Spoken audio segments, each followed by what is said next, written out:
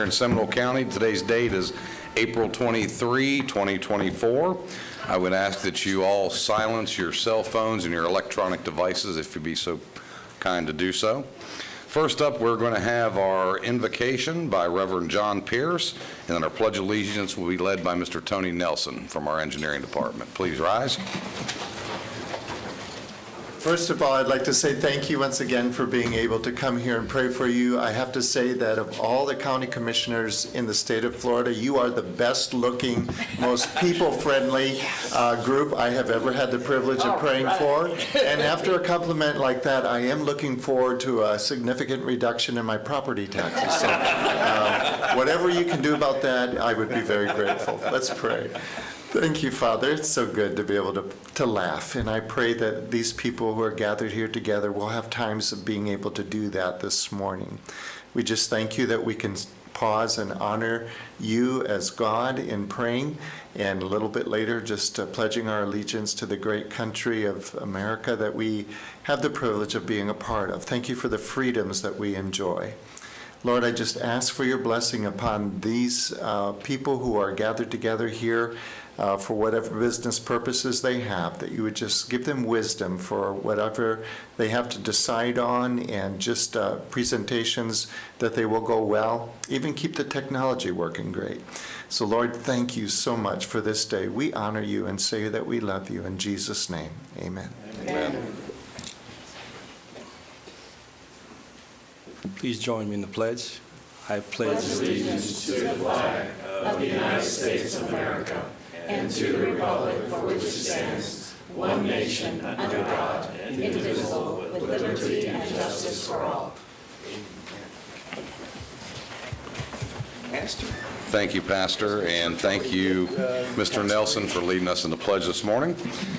Next up will be our proclamations for awards presentations. First proclamation is item 2024-0425, proclaiming Specialist Daniel Alito from the United States Army as Seminole County's April Veteran of the Month, and this will be read by Commissioner Lockhart.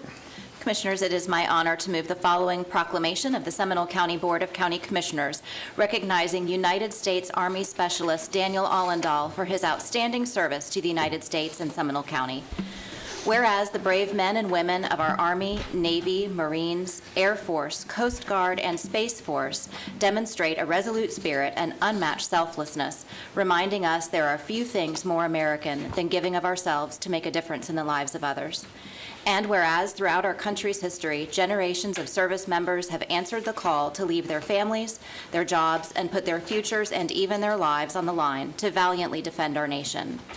And whereas, for many service members, the sacrifice has ended in permanent injury or death, yet their spirit remains in the continued preservation of our freedoms and the promise of liberty.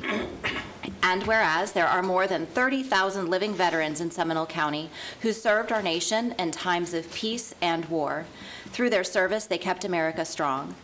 And whereas Specialist Daniel Allendale enlisted in the United States Army and served on active duty from 2007 to 2014, he received multiple awards, including the Army Commendation Medal, Army Achievement Medal, Afghanistan Campaign Medal with 3 campaign stars, and the Global War on Terrorism Service Medal, among others. And whereas Specialist Daniel Allendale performed duties in the artillery career field with 2 combat deployments to Afghanistan from 2008 to 2009 and from 2011 to 2012. The most memorable event on his record deployment to Afghanistan was acquiring specialized medical equipment for the local disabled children, which in turn led to fewer rocket attacks against forward operating base Salerno. And whereas Specialist Daniel Allendale accepted a position with Seminole County in 2014, where he began working in the Fleet Department as a mobile generator technician. In 2022, he was promoted to a Quality Assurance Inspector. As an employee, he has been a part of numerous emergency hurricane operations.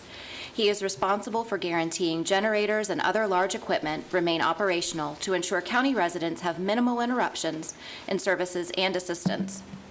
He also leads a group of co-workers in a lunchtime fitness group to stay healthy. And whereas Specialist Daniel Allendale has brought great credit and distinction upon himself, the United States of America, the United States Army, and Seminole County. Now therefore be it proclaimed that we, the Board of County Commissioners of Seminole County, Florida, express our gratitude, admiration, and respect for Specialist Daniel Allendale for his outstanding service to the United States Army and residents of Seminole County. Be it further proclaimed that this proclamation is presented to Specialist Daniel Allendale along with our sincere congratulations and recognition as Seminole County's Veteran of the Month, adopted this 23rd day of April 2024. Second. Motion and second. All those in favor? Aye. Opposed, like sign. Seeing none, carries unanimous. Congratulations and thank you very much.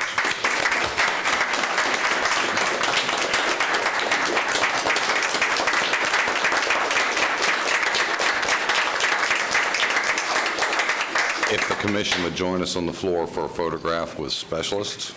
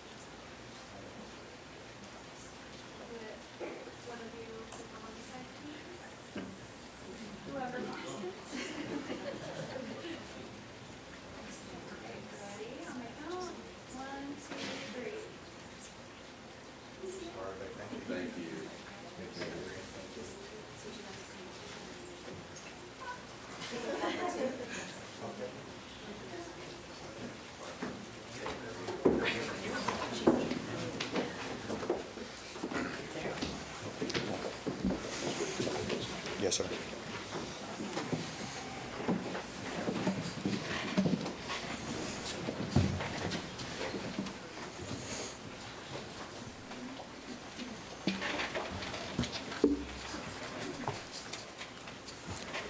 First off, I'd like to say thank you to my family for always supporting me.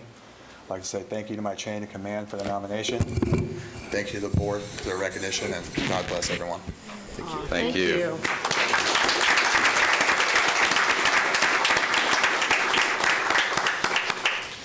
Okay, great stuff. Next item up is going to be our County Investment Advisor, Mr. Scott McIntyre, will be here to present from the great state of Texas. Welcome, sir.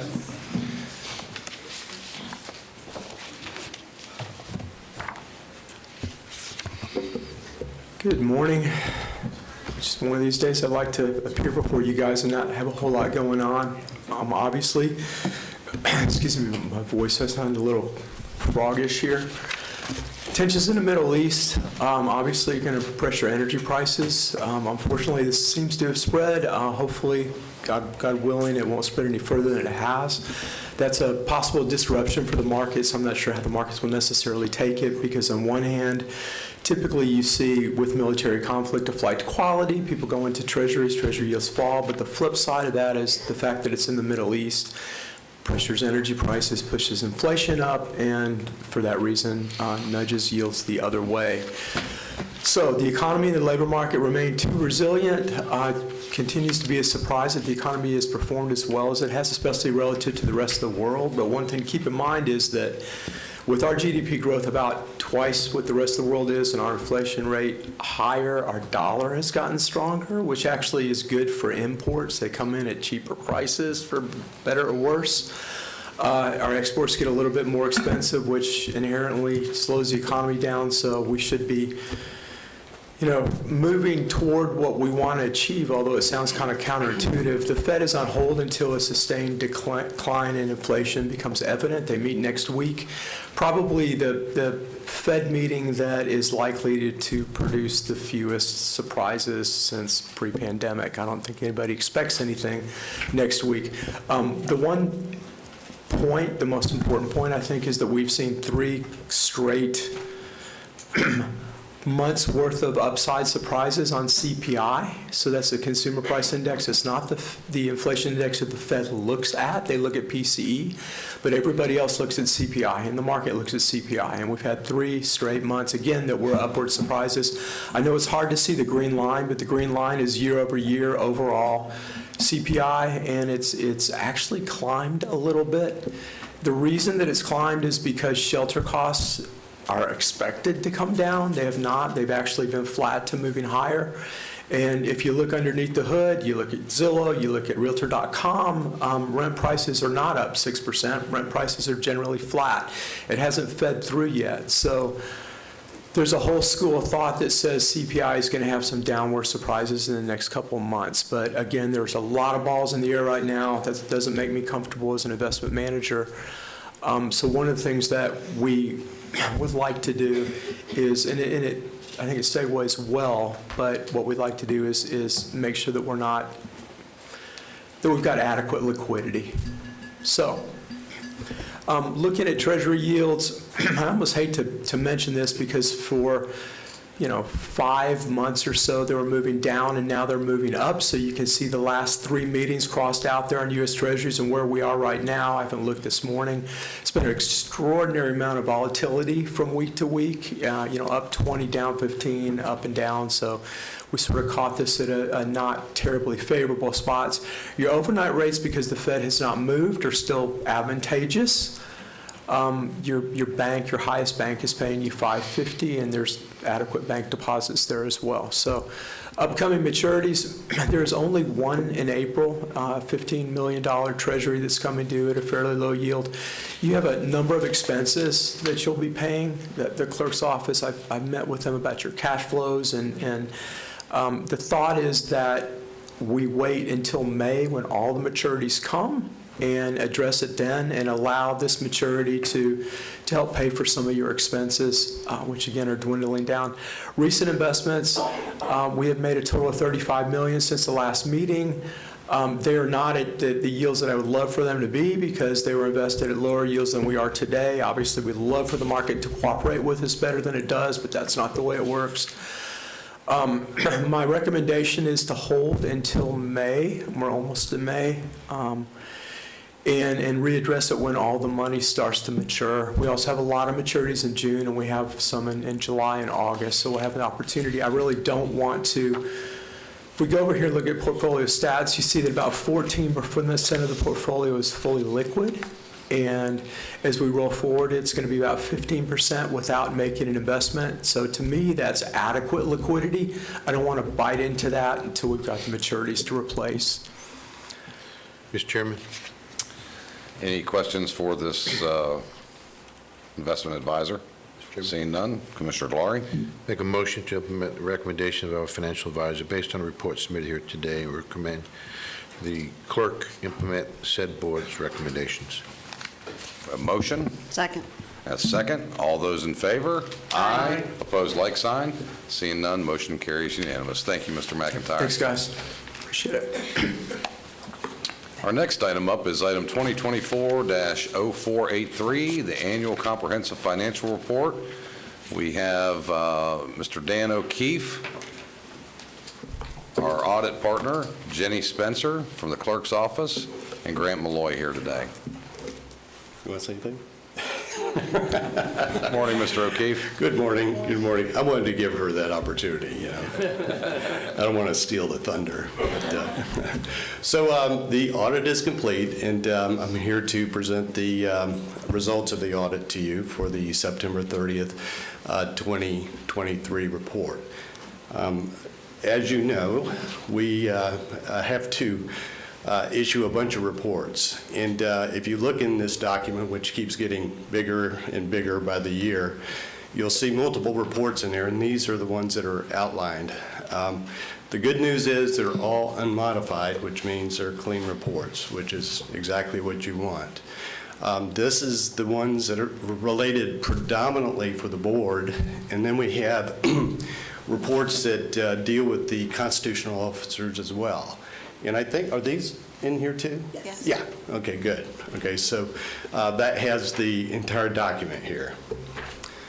So if we roll on to the key terms, which I've gone over in the past for you, so I'm not going to give you an accounting lesson right now.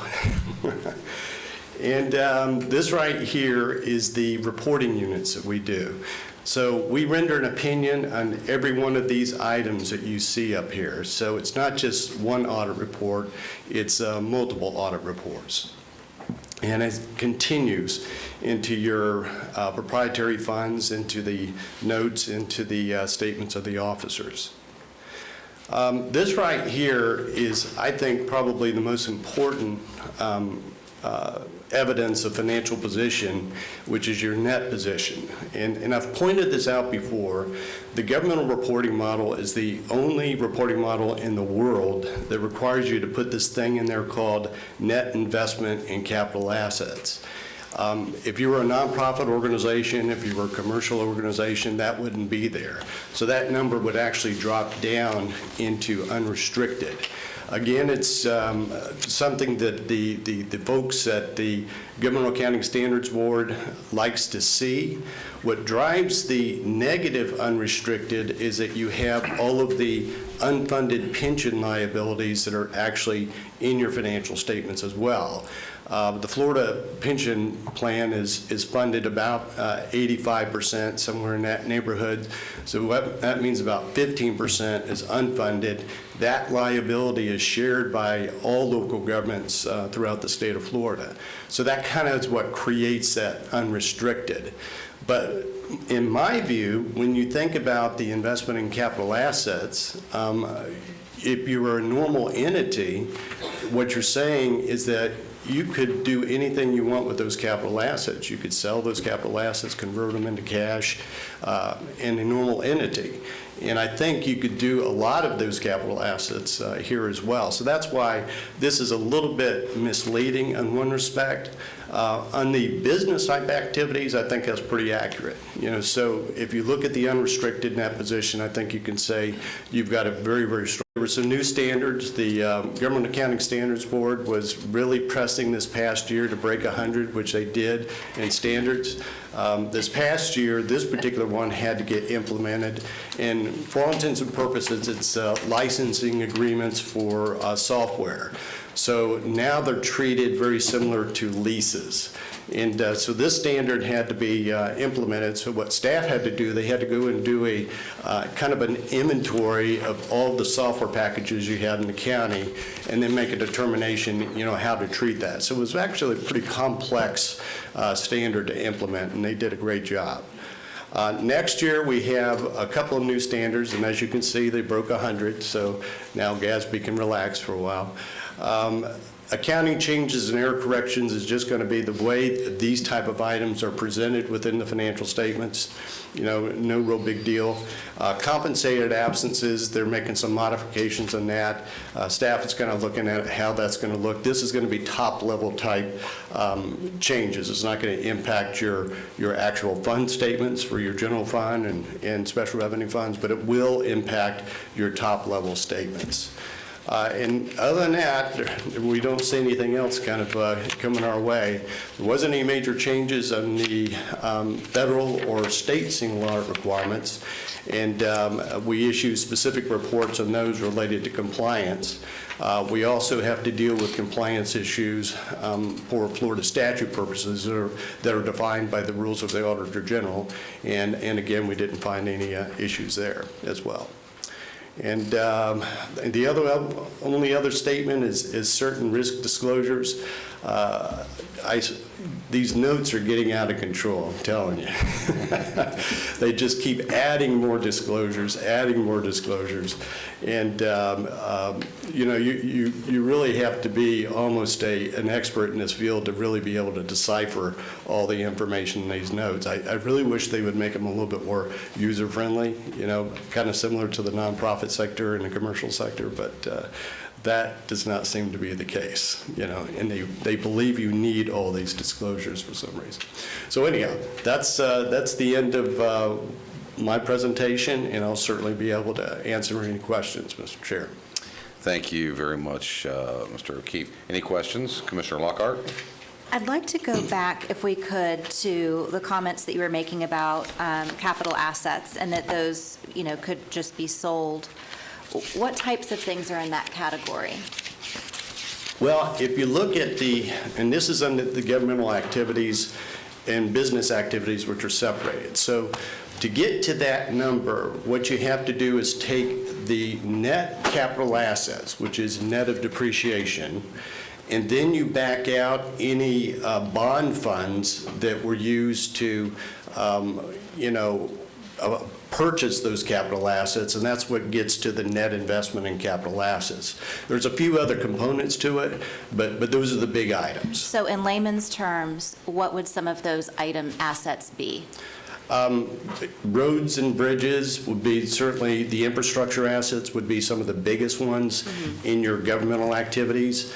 In your business type activities, water lines, sewer lines would be some of the big ones. The plants would be in there as well. And then certainly you would have vehicles and furniture and things of this nature, but the big ticket items in the governmental activities is going to be your infrastructure. Okay, because I sometimes hear what people say through the lens of someone who has no idea what a capital asset would be. And so I just want to translate that, sure, we could sell roads and bridges, or we could sell water pipes, but that's not a reasonable Right. thing to think that local government would do to generate. Anyway, I just wanted to put that out there. Yeah, I mean, land would be in there too, and certainly land might be something that you might move around, but you're right, you're not going to go out and sell a big road. Yeah, right, Or unless anybody's bridge, buying. yeah. Anyone buying roads these days? That's right. No. Okay, thank you, I Yeah. appreciate that. That's good. Any other questions? Commissioner Delary. Thank you, Mr. Chairman. First of all, thank you, Dan. I think the report is very obviously comprehensive. Your firm and yourself do a phenomenal job. I want to thank the clerk as well as our county staff for all their hard work in doing this. But I'd like to see if we can get the report a little bit earlier, because we just got it yesterday. And it's kind of hard to go into all these numbers in just a quick turnaround of 24 hours. I totally agree with you. As a matter of fact, the clerk and I were talking about that yesterday. Okay. And what I want to do is go back to the way we used to do it pre-pandemic, which is having entrance conferences with each one of the officers, set a really good timeline, because the clerk's finance department, Jenny, needs the officer statements no later than the end of January to really be able to turn this thing around. So that's our goal next year, and that's going to be something that I'm going to be pushing my team, and also we're going to be trying to get this information to the clerk's office as rapidly as possible, because Jenny cannot do the consolidation of the county without all the officers, so that's critical. So that's my goal next year. Great. That's a good goal. That's great. Yes, it is a good goal. And appreciated. the other question I have is, in the past, you've given us a spreadsheet of all the surrounding millage rates for the cities and counties. I'd like to see that at some point. Okay.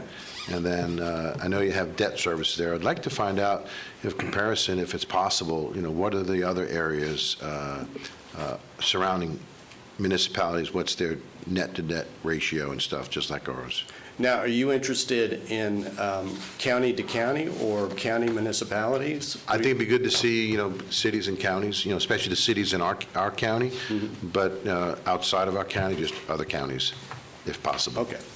Yeah, I like to put together some information that we use internally as far as doing analytics go. So what I'll do is when I get back from my 25-year anniversary trip to Italy next month, I'll start working on And Dan, we're not that. trying to change that at all, because I know that's very important to you. Yeah, no, I understand, but I'll get something out to you in June. Because we've done that in the past. I think Yeah. it's very helpful. We have. I'm happy to do it. All right, thank you. Thank you, Mr. Chairman. Thank you. Any other inquiries? Seeing none? Last Okay. comment, I do want to thank the clerk and his team and Jenny. They always do a great job of getting us the information that we need. And I will say, when I finally got You know, the ACFR, I found very few things in it. I mean, it was really, really in good shape. So that says a lot in terms of the quality of the information we're getting. Great. Thank you very much. We appreciate it sincerely. You bet. All right, next up is going to be our consent agenda items. I want to remind everyone, if anybody is here to speak on items 4 through 35, those are items 4 through 35 only at this time. If you will get a card or a form from the lobby, fill it out with your information, bring it up to the clerk, Dominique, here at the front, give it to her. This is on items 4 through 35 only, and I will ask our county attorney, Ms. Kate Latour, to read the rules of public participation, please. Certainly. Good morning. Florida law provides that members of the public shall be given a reasonable opportunity to be heard on propositions before the Board of County Commissioners, except when the board is acting on emergency or ministerial matters or conducting a meeting exempt from the requirements of the Sunshine Law. Individuals shall be permitted 3 minutes each for public comment or 6 minutes when the individual is an official representative of a formal association or group. The chairman may modify the maximum time for public comment at his sole discretion when appropriate. Public comments on quasi-judicial or other public hearing items will occur during the board's consideration of those items this afternoon. Public comments on pending procurement matters or on non-agenda items shall not be permitted at this time. Members of the public desiring to make public comment should fill out a speaker form and present the form to staff. Those forms are available in the lobby. Thank you. Thank you, Ms. Latour. Mr. County Manager, are there any changes or updates to the consent agenda? No, Mr. Chairman, no changes. No changes? Is there anyone here to speak on any of the consent items? No, sir. Seeing none, we'll close public participation and go to the board for action. If no one has anything they want to take out, I will move approval of 4 and 5 through 35 in the consent agenda. Second. A motion and a second. All those in favor? Aye. Opposed, like sign. Carries unanimous. Thank you all very much. Next, we'll move to our regular agenda items. This will be item 36. I will remind everyone, if you're here to speak on item 36, make sure you fill out a form in the lobby, bring it up to the clerk right here in the front at this desk, and Ms. Dominique, your speaker card, and we'll make sure you get the chance to speak on this event. First item is item 2024-0429. It's Wekiva Island's Summer Kickoff Special Event Permit. This is presented by not Rebecca Hammock, but Mary Robinson. Thank you. Good morning. Good morning. Morning. Item 36, as the chair said, on your agenda is a special event permit request for the Wekiva Island Summer Kickoff 2024, located at 1014 Miami Springs Drive. The Wekiva Island Summer Kickoff event will be a one-day event on May 23rd. Entertainment will be the Springs and Strings Concert, which is a two-man band that will perform in front of the Tooting Otter General Store. The special event permit allows for amplified sound from 6:45 to 8 p.m. and extended operating hours to 9 p.m. in lieu of 7 p.m., which is the regulated time in the development order. The number of guests will be 395, which is consistent with the development order for Wekiva Island PD. The special event in your permit in your agenda includes findings and conditions of approval. Request that the Board of County Commissioners approve the Wekiva Island Summer Kickoff special event for May 23rd, 2024, subject to staff's recommendations in the attached special event permit in your agenda. And I can answer any questions, and Ms. Mary Weinog is here, and she can answer any questions. And I'd like to add, I did receive an email from the Sweetwater Springs president of the Homeowners Association. Do you have that? Okay. Thank you, Ms. Robinson. Any inquiries with staff at this juncture? Seeing none, is the applicant, Ms. Weinog, do you care to make a presentation or statement? Seeing none, any questions of the applicant at all? Seeing none, do we have any comments from the public? No, sir. We'll close public comment, and only we have the the document from Mr. Stamer, which I'll read into the record. Commissioner Constantine, the SWS HOA has no objections to the proposed Wekiva Island Summer Kickoff Special Event that the BCC will vote on Tuesday. Their application includes the agreed-upon volume language as we had previously discussed. Unless we are informed of any changes of the application as submitted, we will not plan on attending the meeting on Tuesday. Thanks, Jeff Stamer, President, Sweetwater Oaks HOA. Thank you, Mr. Chairman. I'm a little disappointed that he's not here today. Well, thank you, Mr. Chairman. I'm glad you read that. I wanted to pass that out because for the second time in a row asking for special exemption, we have had their agreement. So it's a wonderful thing to do that time and again. And I actually told Mary that it was not even necessary to come up and speak today because I will move approval of the request for the special event permit of the Wekiva Island Summer Kickoff on May 23rd. Hold 1 second. Let me close the public participation portion. We'll close the public hearing portion. Go ahead, Commissioner Constantine. I move what I just said. Second. We have a motion and a second. All those in favor? Aye. Aye. Opposed? Like sign. Hearing none, motion is unanimous. Thank you very much. And we're moving to our work session portion of this. This is item number 37 and 38. I want to I know there's several folks here to speak on the Rosenwald issue. I'm not so sure that there's anybody here to speak on the community service agency criteria. There may be.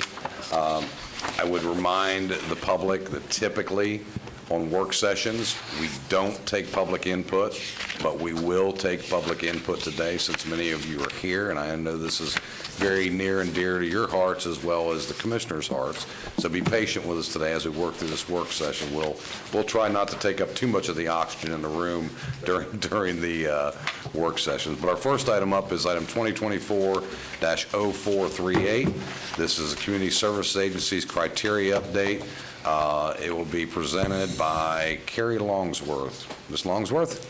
Good morning, Commissioners. For the record, Carrie Longsworth, Community Assistance Division Manager. This is the Community Services Agency's criteria update. The purpose is to present some of the revised criteria for the community service process. We are looking to set this criteria in motion for the 24-25 funding cycle. We're going to go over the background. We're going to talk a little bit about the community needs assessment and some of the program updates that we have incorporated. So back in August of 22 is the first time we really started talking about updating the Community Services Agency program. I brought the recommendations to the board that year, and there was some conversation about maybe really looking at it. It had been 10 years at that point since any updates had been done. So we did bring some recommendations back in the spring of last year in 2023. There was some additional polishing that needed to be done, some additional feedback that we looked into, as well as the great recommendation to look at the community needs assessment. With our community services block grant funding, we're required every 3 years to update the community needs assessment, and we were due for an update at that point. So the board decided that we would wait until that community needs assessment was completed so that we could incorporate those findings into the priorities for the community service agency. The community needs assessment was conducted by the Florida Housing Coalition. We started that process last November, and it has finalized. We've had a public comment period. We've met with stakeholders and done surveys. So we have those results, and so with those results, we've incorporated those into the recommendations and are bringing forward to you today. So the community needs assessment, we actually got about over 900 people that visited the website. It was all done on a Florida Housing Coalition website. Of the 900 people that visited, we did have 170 completed the survey. We had people that actually completed surveys. They posted in the guest book. They asked comments. We actually put out this information via social media. We did media outlet. We reached out to Seminole State Seminole State College, Leadership Seminole, as well as our local nonprofits and some of our advisory boards to get input for the community needs assessment. The survey respondents were a little over half of the respondents were residents of Seminole County themselves. We also had some of our local nonprofits, our businesses, as well as some landlords, healthcare, and our schools with Seminole State providing feedback into the survey. These are the top needs that were identified. It was broken into 3 categories. We had our public service needs, our most utilized services, and our housing needs. So we did the top 3 for each. If you look at the top most utilized, childcare and rent were actually tied for number 3, so they're both included in there. But these are the needs that the public is saying they are needing, that they're actually requesting and using, that's being provided by our county, and as far as housing goes. So obviously you see homeless services as a high need in the county, housing itself, the rental assistance, food, childcare, those basic needs, things that we really did expect to see in there. Mental health obviously has been a very hot topic recently, and so we were not surprised when we saw that creep in as well in this community needs assessment. So what we are requesting is to actually increase the CSA budget from $842,000 up to $1 million. It's a 16% increase, $157,000 and change. And we are actually bringing that through the budget process. So we're looking to increase the budget because we do have a lot of needs. Our needs are expanding in the community. Assistance is needed. We're getting more requests. Our nonprofits are also reporting they're getting more people requesting services. So we're looking to bring the budget up. Once we look at bringing that budget up, we are looking to separate out our homeless shelters. Our homeless shelters was top 2 of the categories. Homeless services was in those needs. Our homeless shelters are an essential service that we need in the county. We obviously have very limited shelter beds, so we are looking to dedicate specific funding to those shelters. We're looking at cutting out 1/3 of the total CSA funding for our shelters. The remaining $667,000 will be for our other nonprofits that normally would compete in the CSA program. If we break out the dedicated shelter funding, we would be looking at funding 4 shelters in the county. Obviously, the Rescue Outreach Mission is the only emergency shelter that Seminole County has, so it holds the lion's share of the beds. 62% of the beds in the county are with the Rescue Outreach Mission. They would be receiving up to $206,000 through the CSA process. Safe House of Seminole, our domestic violence shelter, has the next largest amount of beds, 26%. They would receive up to $86,000. Recovery House, which is a men's only substance use facility, as well as Boys Town, which does a youth shelter for ages 11 to 17, each have 6% of the total beds. So they would both be receiving $19,000. This shelter funding would be renewed annually. It would be similar into our other other homeless programs that we have in the office. So we do annually renew Aspire. We annually renew funding to Central Florida Commission on Homelessness, so this would fall in line. The agencies would be awarded these dollars, and they would be funded every year on an annual basis. They would not compete for the dollars like they currently do. Because they would be funded on an annual basis, they would not be eligible to apply for that pot of the $667,000 that would be the CSA program at that point. Shelters are still able to apply for our Emergency Solutions Grant funding, which provides shelter operations and maintenance through our federal dollars with HUD. They also have the ability, if they have any additional programs that are not shelter nights, any mental health programs, transitional housing services, they can apply through the county's CDBG Public Service NOFA, or if they're located in the city of Sanford, the city of Sanford also has a CDBG Public Service NOFA. They just would not be able to tap into these CSA dollars. Some of the eligibility recommendations that we are looking to include in this process. Both of these actually were presented in the update last year, so this is nothing new as far as an idea. This is really just formalizing what we currently are doing. Is that capital improvement, construction projects, property or home purchase is ineligible. We do have larger federal dollars available for those purposes, such as CDBG, SHIP, and home, as well as administrative expenses. So just really defining what that is for our nonprofit partners and letting them know that the services and the dollars that we're providing is for direct services to clients, not for the administrative costs to operate the nonprofit. We also are looking to remove essential and supportive as categories for funding. So since the CSA program has been in existence, essential and supportive have been the two components where an agency falls under. Obviously, most agencies feel that their service is essential. That's why they are in existence. Staff really wants to get out of the business of being the one to decide what's really essential and what's not. So what we want to do is we want to look at the top needs of the community needs assessment and reward bonus points to the agencies that are applying. So any agency can still apply for funding, no matter what service they provide, and they all have a fair shot. But those that are in the top 9 or 10 areas that were identified are going to get bonus points at the end of scoring, so that they will hopefully get priority funding through this process. We also are looking at adding this is a new feature in the process, is there's been some talk about should we fund small agencies, should we fund large agencies, what should really be the cap, and what is considered small, what's considered large. So what we're looking at is to not penalize any of our nonprofit partners, is to really put a 25% cap on what they can apply for. So based on what they're reporting to the IRS every year as their expenditures to provide services on their 990, we're saying to the agencies, you cannot request more than 25% of that amount from the county to fund. They can request it, we just won't fund it. Not to say that they will get the 25%, but that is the cap. That way some of our larger agencies that are using our dollars to draw down as match are not penalized, and some of our smaller agencies that are doing a good service but don't have that access to those federal dollars are still on an even playing field. This is actually formalizing a current process. This is just saying to the agencies, if your application is late, you cannot get assistance, you cannot appeal the decision, that is final. So that's the only reason where your application would be denied, and we would not reopen it for any reason, would be a late submission. We did add some accountability measures in. That was a discussion last time we were here, was really looking to make sure that we are doing the most that we can with our agencies. We don't want to be punitive when we're working with them, but we also want to make sure that the dollars we're awarding are being used and they're not being left on the table when another agency could use them.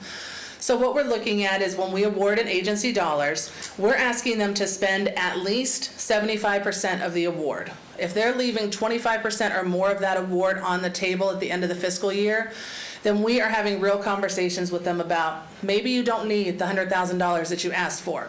Or is there a reason that you didn't spend that? Are your services needing to be tailored? Is your reimbursement process needing to be worked on? We are also checking in with the agencies on a monthly basis. If they're not submitting invoices to us, we have staff that's reaching out and asking them why. What's going on? Why are we not getting your invoices, or why are they coming in late? We also have built into our agreements that once we're at the 6-month mark, they have to be at 40% expended of their dollars. If they're not, again, we're having conversations. They're needing to provide to us a plan as to how am I going to expend those dollars, because we want to make sure, is there another agency that could really use them that we can shuffle money to for the end of the year? Are you really on target to spend? So we're putting that into this process to make sure that they're not leaving money on the table, or if they are, we're able to mitigate it. Additionally, we're looking at their performance outcomes. That's something we didn't track as well before, because it is a little bit of an apples to orange situation between the agencies. One agency is doing food, another agency is doing childcare. So we're asking them to tell us, okay, agency A, you told us you were going to provide 500 food baskets this year. I need to see that you've at least met 80% of that goal. We're holding you accountable to yourself and what you've told us you're going to do. If you're not able to meet that goal, and that's happening on a consecutive basis 2 years in a row, again, we're going to be having those conversations with you. Are you not pricing out what it costs to provide this service correctly? Again, do you actually need the full money that we are providing to you? So not as to be punitive, but to really work with the agencies and build their capacity to really get the money where it needs to go and to the other nonprofits. The other thing we're adding into this process is we are have added into the application that we are asking them to disclose all sources of their funding.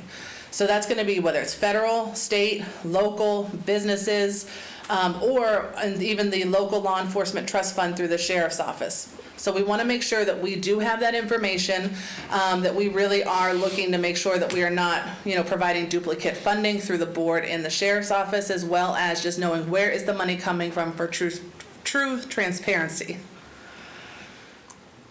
The appeal process. This was a concern last time as well. We did not formally have an appeal process. So this is actually adding in the appeal process. We are looking at taking the proposed purchasing ordinance update, which discusses an advisory appeal committee. It's going to be comprised of 3 county employees. 1 will be our department director, and 2 will be appointed and approved by the county manager, so that we can actually have a fair process to be able to review the appeals. We'll also be working with the county attorney's office to make sure that our appeal process does follow the regulations it needs to. If they don't like that decision of the committee, then what happens? So we'll be working with the county attorney's office to make sure that we're on track with that as well. We are requesting approval and adoption of these recommendations for the 24-25 period, which will open up in May for funding to happen in October. And with that, I'll take any questions. Thank you, Ms. Longsworth. And I would just point out and make sure that I'm correct on this matter.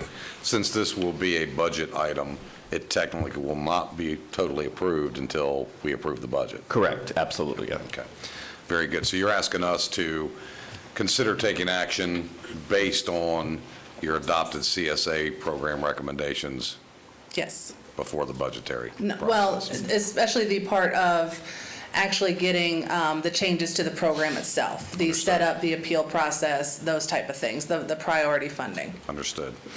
Any questions? Commissioner Herr, then Commissioner Delory, Commissioner Lockhart, then Commissioner Constantine, and I'll wrap it up. First of all, we gave a lot of feedback in the last work session, and it's fabulous. It was absorbed and included. I don't think there was anything left out, so thank you to both you and your team for doing that. On the accountability points, if 40% hasn't been expended, the idea is to redeploy, but the check-in is at 6 months, and by the time you go back and forth, I'm not sure you can get to redeploy within the year's time frame. So just be on the lookout for timing leading up to that 60% and what that Absolutely. communication is, et cetera. I would also ask that we consider rewarding those maybe in future applications or some other way for those that expend above the 80%, because right now it's just punitive for not, but rewarding for success is a really good idea as well. I think the appeal process being added into this is a really big hit. That I think will save a significant amount of consternation in the community, as well as up here with the phone calls that we get, and emotions take over and we're not making good decisions. So I think that's fabulous. I would like to see that before we move this for approval at some point. But Commissioner great work. Delory? Thank you, Mr. Chairman. I'm not going to repeat what Commissioner Herr said because she's spot on. Well done. I would like to ask, I like the dedicated shelter funding with the 4 agencies you have listed. I would like to know with those 4 agencies how many beds they have and if they increase or decrease as the years progress. The one question I do have is Lifeboat deals with human trafficking. Do they qualify as a shelter? If they actually opened a facility for shelter, then they would qualify. At this time, since they don't have one, they do not. Okay, that's my only question. Thank you. Commissioner Lockhart? I'll just say, great, great, great job. I think this is something that, like, as Commissioner Herr said, we gave a lot of feedback, and that's the nicest way you could put, that's a very nice way of encapsulating what we launched your direction.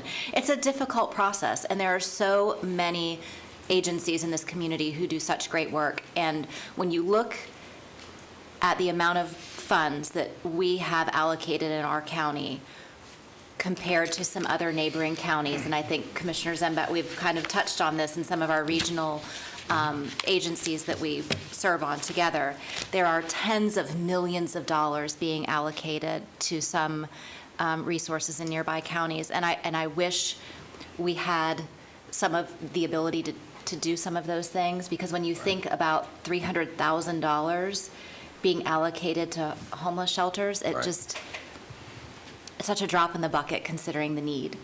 But I'm so proud of the work that you do and the way that you've responded to the direction that this board gave the county manager, and I'm just grateful. Thank you. Thank you.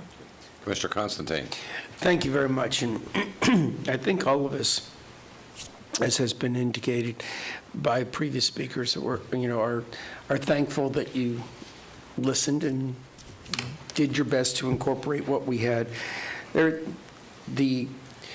I recall recently about, and this is really probably going to county manager, the Edith Bush Foundation and a contract with them about coordinating or something with charities. How does this interact? And Carrie could speak to that too, but that is, they're already communicating. They got that, the Edith Bush Foundation, I guess, potential applicants, they got them from community services. So they'll be working with our agencies that we're working with. And I know that I and I think others brought up the fact that there are similar needs by so many of these groups that it would be, and they don't communicate with each other because they're so busy just trying to get through the day and doing the things that they do. But it would be nice to kind of get them together to see a summit, if you will, to see, okay, 5 of you want, you know, I know we're not talking administration, but I'm just using this as an example. 5 of you need accounting help. Okay, how can we kind of parlay that and work together? And I don't know if the Edith Bush Foundation contract would be able to be used as that, or how that would be done, but I think that would, I think, stimulate some maybe working relationships and also maybe make your job a little bit easier in the long run. The third thing I would like to say, being that I did run a not-for-profit, and 90% of our expenses were in a month and a half leading up to a specific event every year. So most of, you know, like I said, you were talking about they have to reach a certain point, but I do believe that you are taking, because I heard something about they could come in and explain. So you're taking event that if there is an event in which that's their biggest fundraiser, but it also is their biggest expense, and they do it all at a particular time in the year, that you would take that into consideration. Absolutely. In the application process, they have to lay out a work plan where we actually ask them, where are you expending those dollars? Are you running a summer program? And so we know that dollars really aren't going to spend until that time. Thank you very much for answering all the questions. Great job.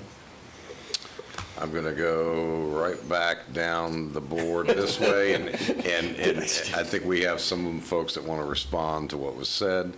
Commissioner Lockhart, then Commissioner Herb. Well, I just want to make sure, so the Edith Bush Foundation funds did not come from CSA funds, didn't come from community service, right? I'm saying that out loud for everybody who may be listening to understand that we did not give the Edith Bush Foundation, just give them $200,000. I mean, they're worth, they've got a lot of money. They got a lot of money.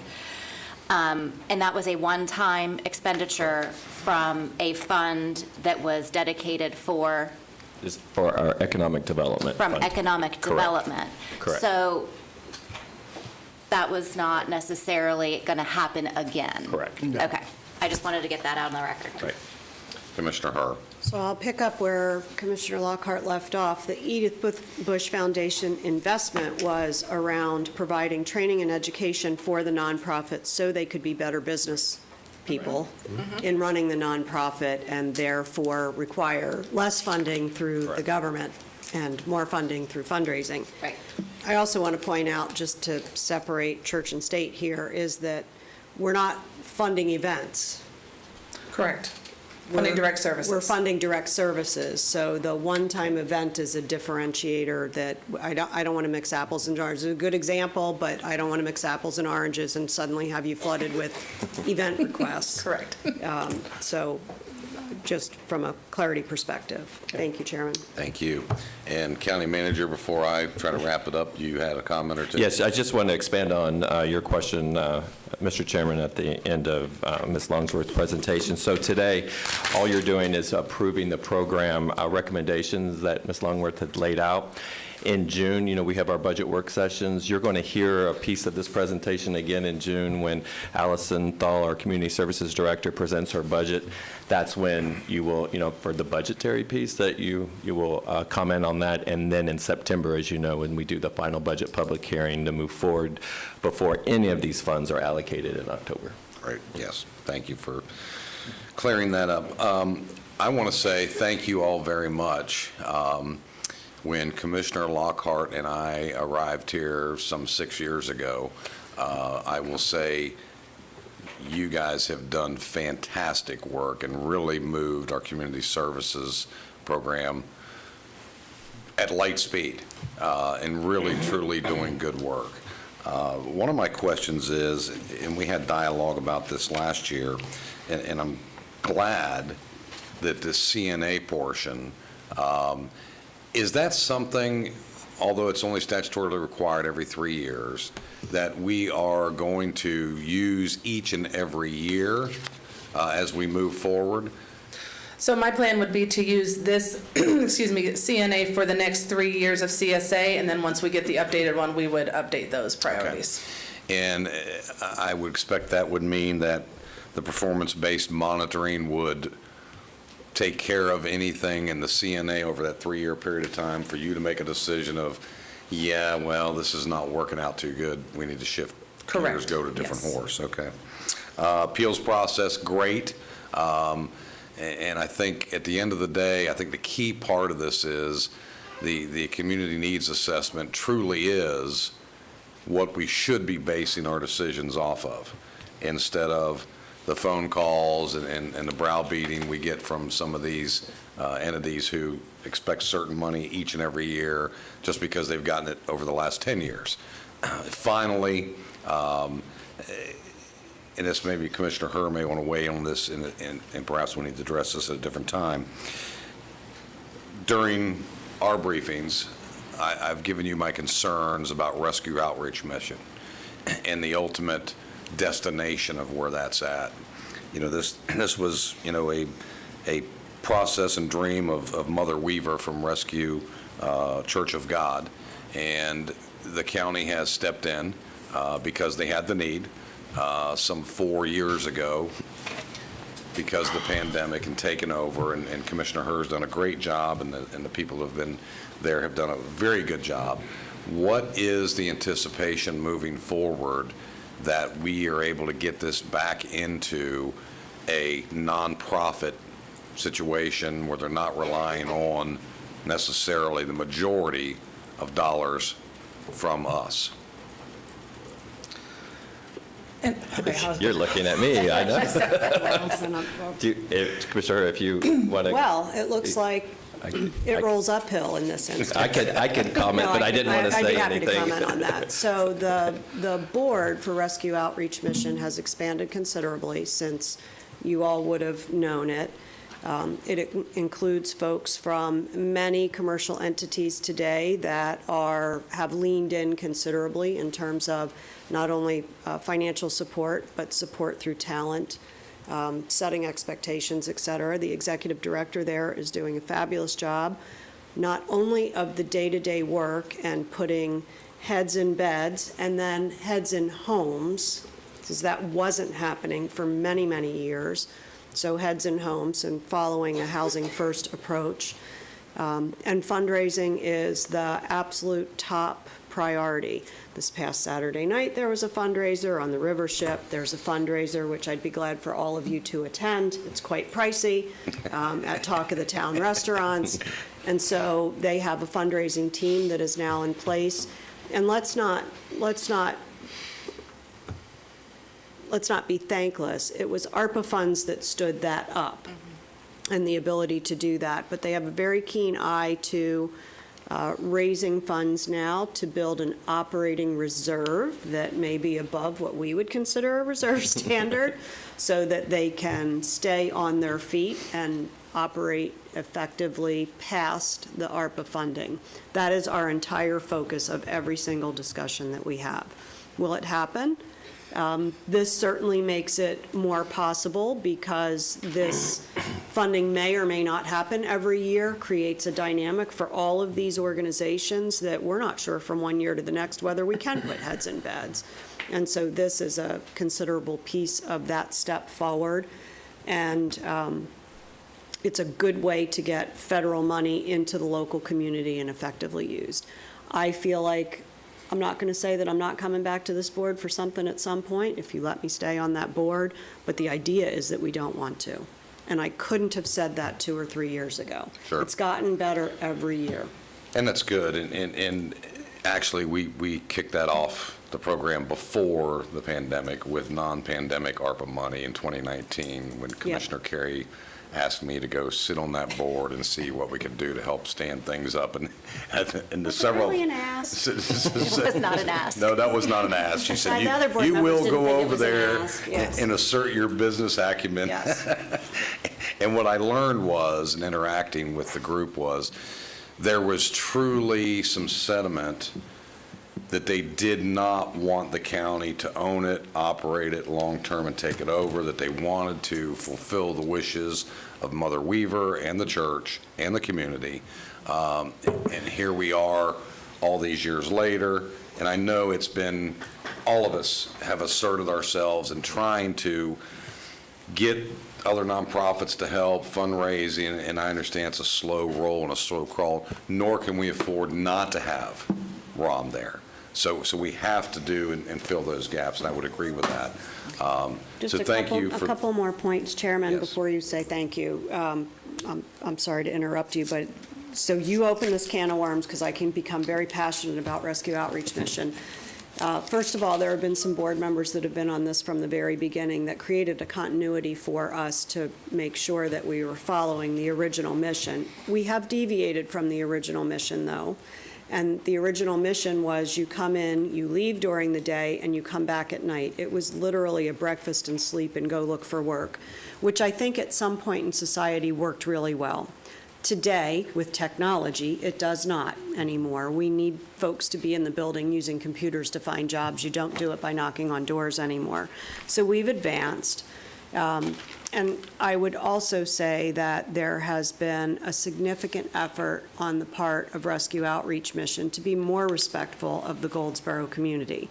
And I was asked by the Front Porch team, I think I was 15 minutes into this role, that they didn't feel like they were treating the community with dignity with all of the, what I would call, front door giveaways and organizations who meant well, but dragging stuff into the front yard of that organization, creating a giveaway environment, and then trash literally being strewn down the streets that would have to be picked up by community members.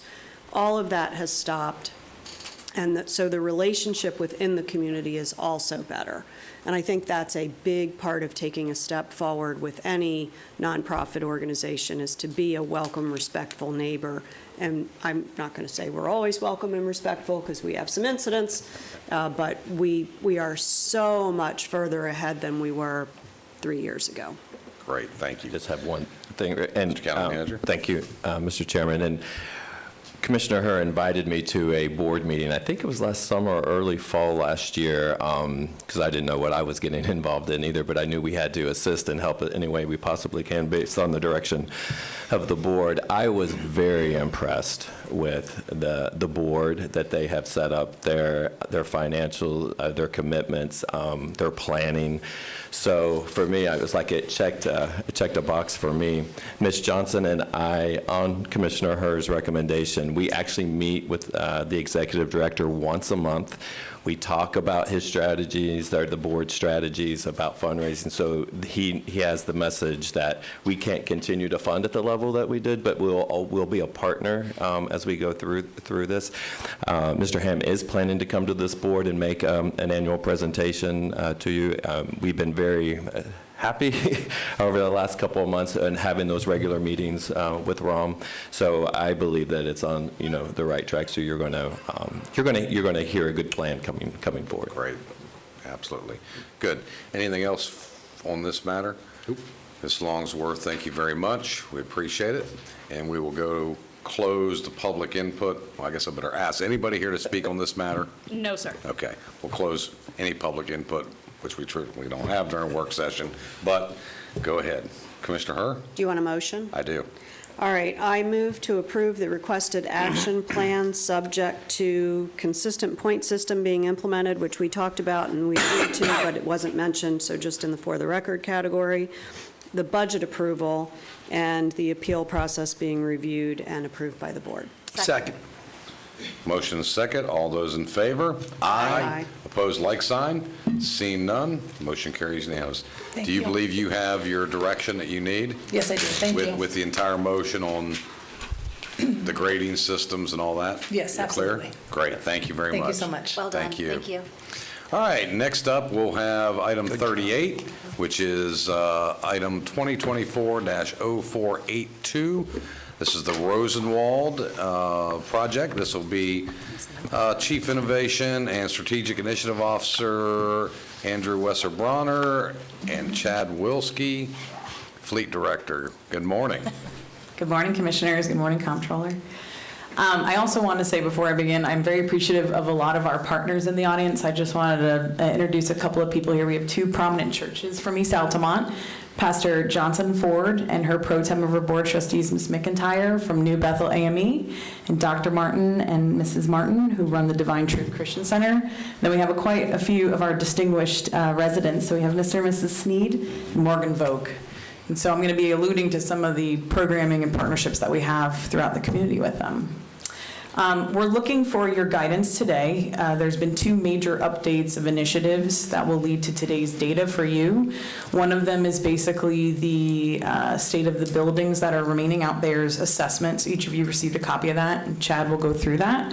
The other is your insights into planning for the site, what else we could do with the property besides the much wanted and needed community center. And basically, you're aware there was a request for a qualification, so we'll go through that a bit. You all received copies of that packet as well.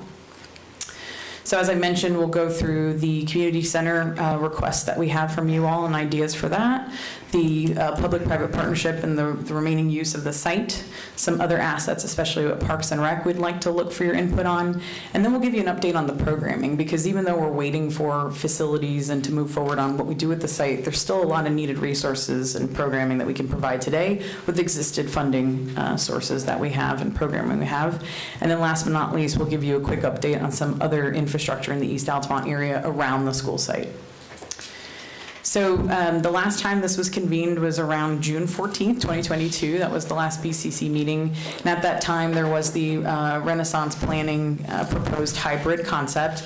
These are the pieces of that, just to refresh everybody's memory, and some of the pieces that we'll be talking about today that as we move forward and we give you those updates will impact.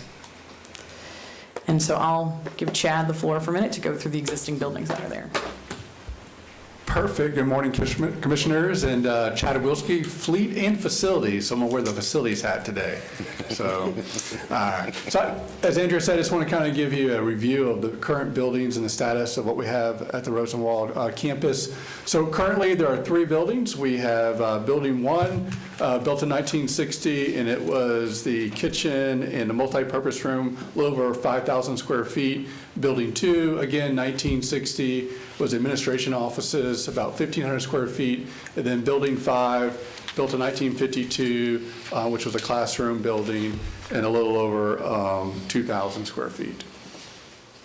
And in the assessment that you received, some of these pictures were in the assessment. I was out there in January. I took some photos to put up here just so that we could kind of be all on the same page of what kind of facilities we're looking at. And these are your traditional educational facilities that you would see on our school campuses now, just much older. All right. So I guess either in the summer or early fall, KMA Design Group was asked to go out to do a building facility assessment on the 3 buildings there, and then also to kind of provide kind of a cost estimation of if we were to renovate the buildings, what would it cost, or if we were to replace. And realize too, these are very rough numbers. Whenever you ask a design group to give estimations, that's not their wheelhouse, but they can give you a roundabout numbers from that standpoint. And also, on the replace part, even it was in their assessment, like for like. So this isn't necessarily the building we would maybe want, but if you were just trying to get some context of, hey, the buildings are there, if we renovated and then replaced, this is kind of where we're at. One thing to think about when it comes to renovation, especially as, again, looking at these, this was a school campus, educational facilities. DOE's life expectancy on permanent buildings is around 50 years. If a school district wants to replace a building, they have to request it from DOE, go through a custodial analysis. Age is part of that formula, and there's other factors that play a part of it, but we just don't replace buildings in a school district. There's a process in it. The current buildings at the Rosenwald campus, 64 to 72 years, so you can see from a educational side, there could be a point where we're looking at replacement than renovation. Based on the assessment that was done by the KMA Design Group, they also recommended that further structural analysis be done on the foundation and the walls as well. And just want to add, because that could be hidden costs or additional costs that aren't covered in their estimations. Looking at renovations, remember renovations, you're dealing with the footprint that you have. So again, depending on the direction that we want to utilize the campus for. And then also the current buildings that are there, the 3 buildings, are traditional educational facilities that do not necessarily represent the original Rosenwald schools from an aesthetic or architecturally standpoint. Yeah. So as I had discussed with each of you back in the winter, I guess December, we had submitted a grant to the state that was not awarded, but it was really giving us a chance to propel what we could do with the community center with some external funding from the federal government. And so what we proposed at that time was a 6,000 square foot facility, would accommodate about 200 folks in a flexible event space. But it also would have a separate computer lab element, so classroom style, that would accommodate 20 laptops with some lockers for various accoutrements to those computers. We also proposed 3 offices for staff and community partners, since we'd want to see a revolving door of a lot of different programming, and I'll get into that later. Most importantly, I know, speaking to a lot of at least the residents here, that the aesthetics would truly honor historical theming of Rosenwald schools, and we've had a lot of work looking at and grabbing documents from Fisk University and a lot of historical records about what that looks like. Parks and Rec did develop an early operations plan, so we do have that in the wings, ready to go if anybody's interested in looking at that. And then we did have, at that time when we submitted this proposal, over 25 local partners, many of which have been with this project since day one, supporting, again, that programming that would be at the community center. And so here's just a very rough sketch of what the interior would look like. What you'll see in that multi-purpose is there would be a false wall where we could do separate programming. There is some interest working with Allison's team and Kelly Welch for some quick health tap-in, programming, dental health programming, so that you could make a private part of the room and actually have people waiting in one half and go into the other. So again, truly multi-purpose with lots of opportunities for programming. And those are just some photos of, very typical community centers and aesthetics within. And so I'll come back to you real quick on the cost. Sure. And then, so I was asked if we were to build a true community center, what would that cost be? So again, reaching out to one of our cost estimators, folks who work in the construction business, looking at true cost, we'd be looking at around $500 a square foot for construction only, for a facility this size. Again, we would have to, there would be additional cost for site development, the furniture, technology, and also the design fees and so forth, but just wanted to make sure that the board had a real understanding of the cost it would take for the replacement. And then just because we included those pictures, this would be the essential external aesthetic that is representative of some of the older Rosenwald blueprint models out there. Not only is it Florida-friendly materials and helps with energy efficiency, but you'll notice it still has gorgeous windows, shiplap on the walls, and metal roofing. So as I mentioned, there was also obviously that request for qualifications that came through on what would be the proposed use of the entire property, not just the community center. And as you all are aware, 4 responses came back, 3 of which were really more on the affordable housing side or a community land trust-based, again, affordable housing model. The 4th, Wharton Smith, was the one that really represented community center and other aspects that would be in a true planned area. And so part of what we're going to ask you today in this conversation is, are these respondents enough? What else would you like to see potentially? Should we relaunch a new mechanism, et cetera? So we'll go into that in a minute.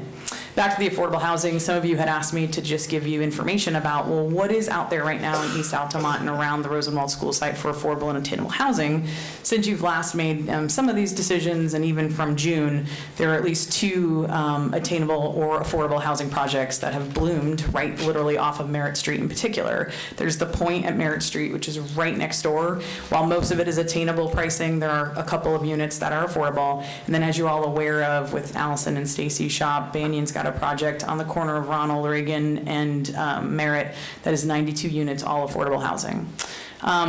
When I did speak to the community, and I think they'll be coming up here to talk to you a bit as well, they're most interested in that community center, and I think y'all know that. And so that's why when we talk to you about the proposed game plan moving forward, you'll see that being pretty much the pinnacle, or trying to accelerate finally getting that going. But again, really open to what else you think we need to be doing there. And then I will also share that there is some interest in the community in retail spaces that have some angle to community impact. That could be pop-up retail opportunities so that local artisans can sell their wares and show what's going on out there. There has been some interest in both a barbershop and hair salons that also have an altruistic angle where they're supporting people in the community that might either have a chronic illness or domestic abuse victims. In the case of the barbershop, some interest in supporting mental health while people are actually in the chair receiving barber services.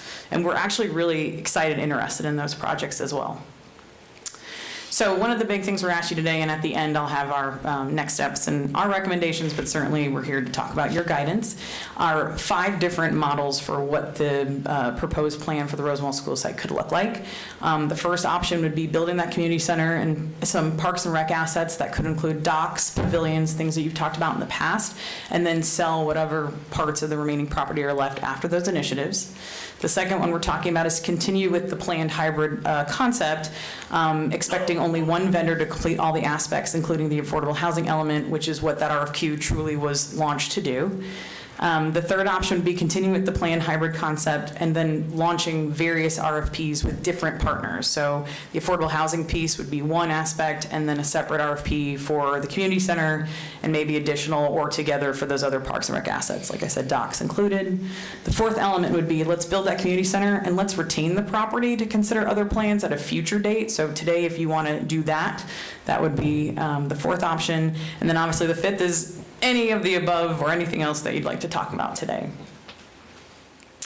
So really quickly, just a couple other ideas that were thrown out, and certainly what was in that June 14th hybrid plan is, again, that dock and potentially other park amenities that would really enable safe and legal access to the lake. There's also a conversation about actually, if we talk about demolish versus renovate today, if it is demolished, then we can actually move the community center a little bit closer to the water, which I know has been of interest to many parties.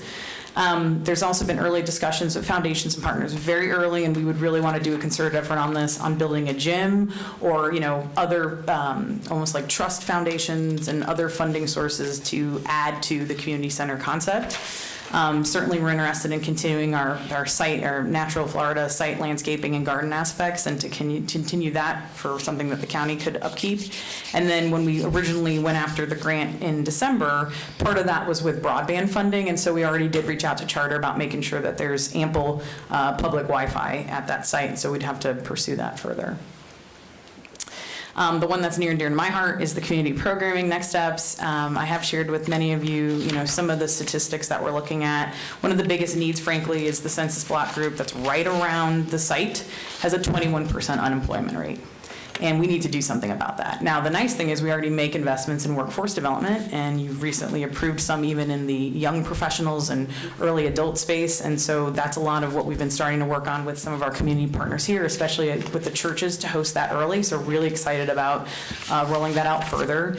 Same thing as family development and youth programming, and I'll tie that to the healthy lifestyles. I've had quite a few residents request everything from water safety and CPR to better nutrition, pre-diabetic care, et cetera, and so big props always to Allison's teams. Been great to work with Kelly and Carrie and Stacy on some of the programming that we can have out there, and I'm really excited to announce with one of the churches that couldn't be here, St. John's Missionary Baptist, they'll have an event June 8th, which is called Fun in the Sun, and we've actually already partnered them with several of Allison's different units, and so they'll be providing a water safety CPR class out there, which is much needed.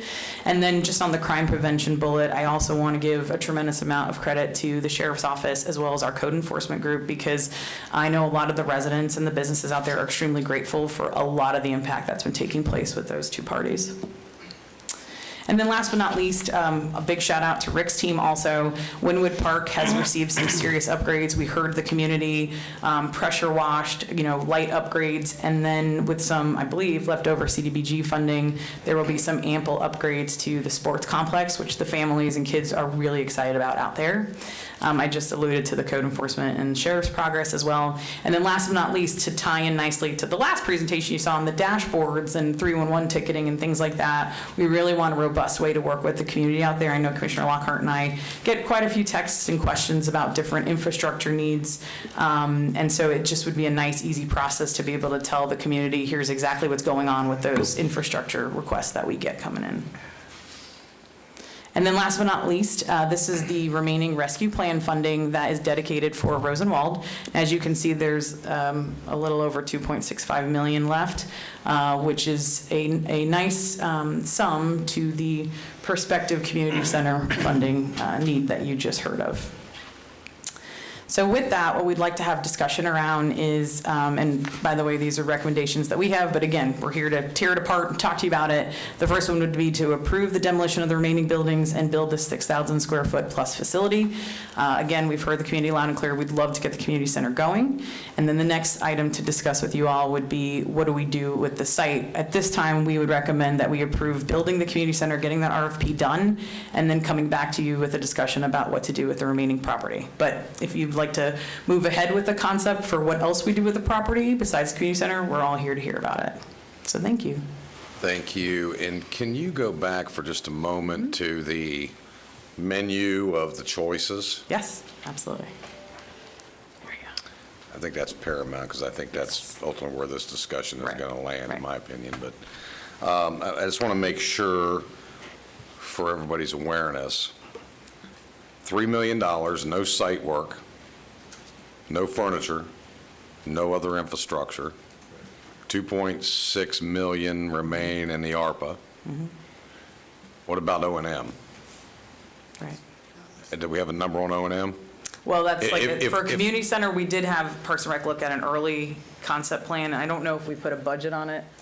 Yeah, we did? Okay.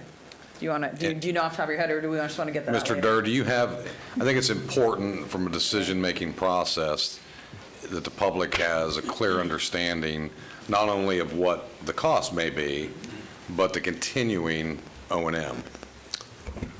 Good morning. For the record, Richter, Parks and Recreation Department Director. The plan that we had put together looking at the operations for a community center and some of the grounds maintenance as well. So staffing it plus grounds maintenance, potential building maintenance, runs about $500,000 a year in round numbers. Okay. Thank you very much. And any idea on site work? I would say we're looking, when you include everything in, closer to the 4 million range, a little over 4 million all in. Okay, good. All right. Very good. Any other questions for staff? I know there's a lot of people here that want to speak. I'm going to give them the courtesy of allowing them to come up and speak. But any questions for staff at this point? Commissioner Lockhart. So just, this has been a long road. Neither of you were here when we started down this path, so I want to get that on the record first, because some of the things I may say may sound like I'm casting aspersions, but they're not at you. I want to get that out there. This has evolved over the course of a number of years from a facility that this county built in collaboration with other government entities many, many years ago, known as the Lily H. Green Community Center. We own a community center in this community that was promised to this community for their use. Through a variety of circumstances, which you all have heard me opine about before, that building is no longer within our control. It is rented to a tenant. This was something that former Commissioner Henley was very passionate about, wanting to have the Rosenwald School become an asset of the counties on behalf of the community. He made that very clear to me when I first ran for this seat almost 8 years ago now, 7 years ago. And it pains me that we are, this many years later, still trying to accomplish what was his goal when he left office. The site itself is absolutely beautiful. It is incredible. We've all been out there, I believe, for various opportunities to see it. It is an asset of this community and has been for decades. And I know that there are members of the community that grew up there, that went to school there, who are here today. It is a fiscal decision. It's an emotional decision.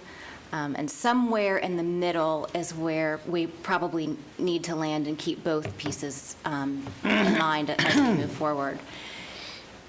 The direction that this board gave almost 2 years ago was to save certain buildings based on that Renaissance report. I'm getting to my question. This is all laying a predicate for a question.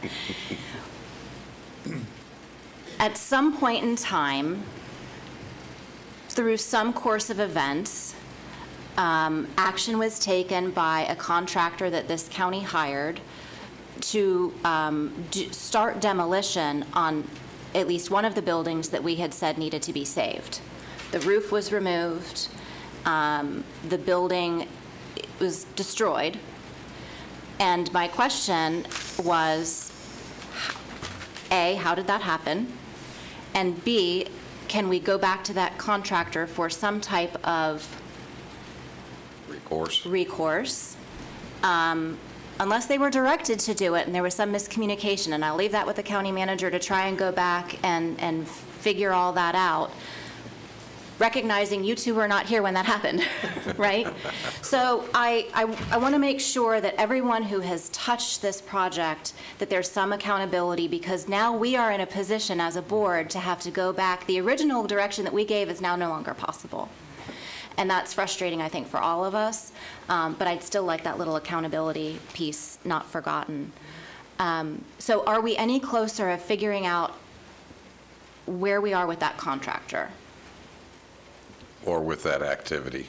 What happened? Like, how did we lose a roof?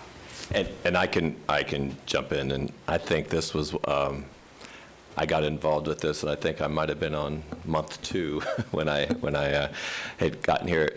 No, we are not. We are looking into that now. I'm engaging our county attorney's office at this point too.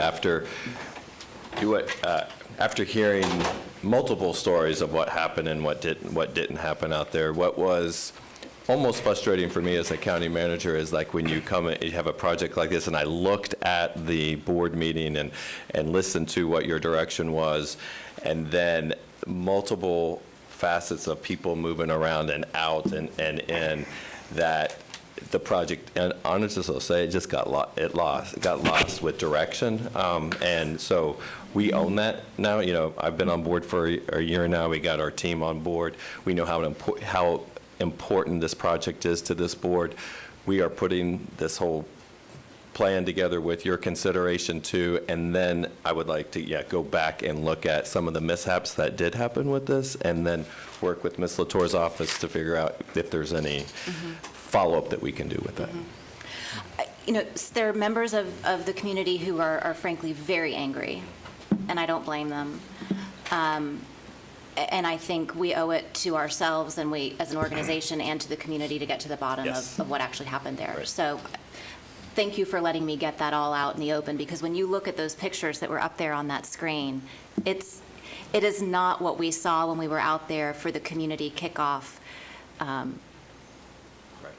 So, all right, thank you. That's all for my questions for staff right now. No, that's very well put and well stated and well said. It was on my list of checks when our new county manager started on the first day. I had a list of things, and Rosenwald was one of those.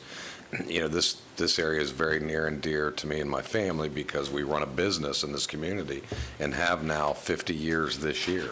To your point, I met with contractors, Mr. Frank March from the city of Altamont Springs, and folks from Advent Health on the initial discussions on how the city of Altamont was going to assist with power and utilities and so forth to make this work. We had the follow-up board meetings that gave direction, and nothing happened. Now, arguably, we had a pandemic, we had a lack of management from a county manager standpoint, but I have the same question. How did they go from where we once began to where we stand today?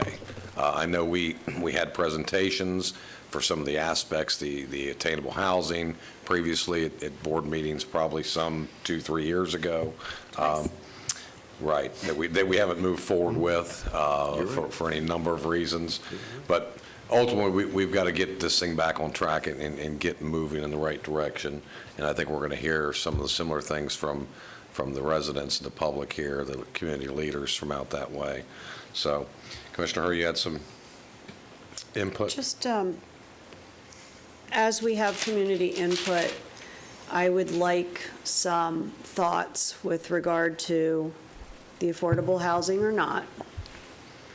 I would like some thoughts with regard to selling a piece of the asset and hold for it and putting that money into a reserve that can potentially generate revenue. So take the interest from that, put it into, and I know the lawyers freak out about this, but a trust or a reserve that generates revenue that we say that revenue is going to help fund the maintenance of this. I don't want to be here again 25 years from now. I'm not going to be here 25 years from now, but I plan to be alive. I just don't plan to be doing this, just for the record. But I would like to think that the whole idea of just selling it and where does that go doesn't sit well with me at all. But retaining it and doing nothing with it doesn't seem like a fulfillment of a promise. And I'm not so sure that more affordable housing is what is wanted there. So just that is the lens of questions that I'd like to understand from the community. I think it's our responsibility to go back and figure out whether there's anything out there that we should be recovering as a result of whatever happened. But I'd like to spend our time today looking forward and not looking back. If we do that, if we do too much of that, we're not going to move forward, and we can't keep doing that. So just my perspective. So before I go to public, on that point, were you able to pull the contract, and do you have an answer for my question that I gave to you yesterday? So I pulled the contract, but I did not see verbiage about what we were talking about. So not to be mysterious, but I didn't see it in there. I asked staff to look at the contract when we purchased it from the school board to ensure there was not a buyback clause in that contract, which would, of course, impact some of this conversation or decision-making we may move forward with today or give direction to move forward with. So thank you. The county attorney, could I ask you to make sure that you look at that and be sure and let us know?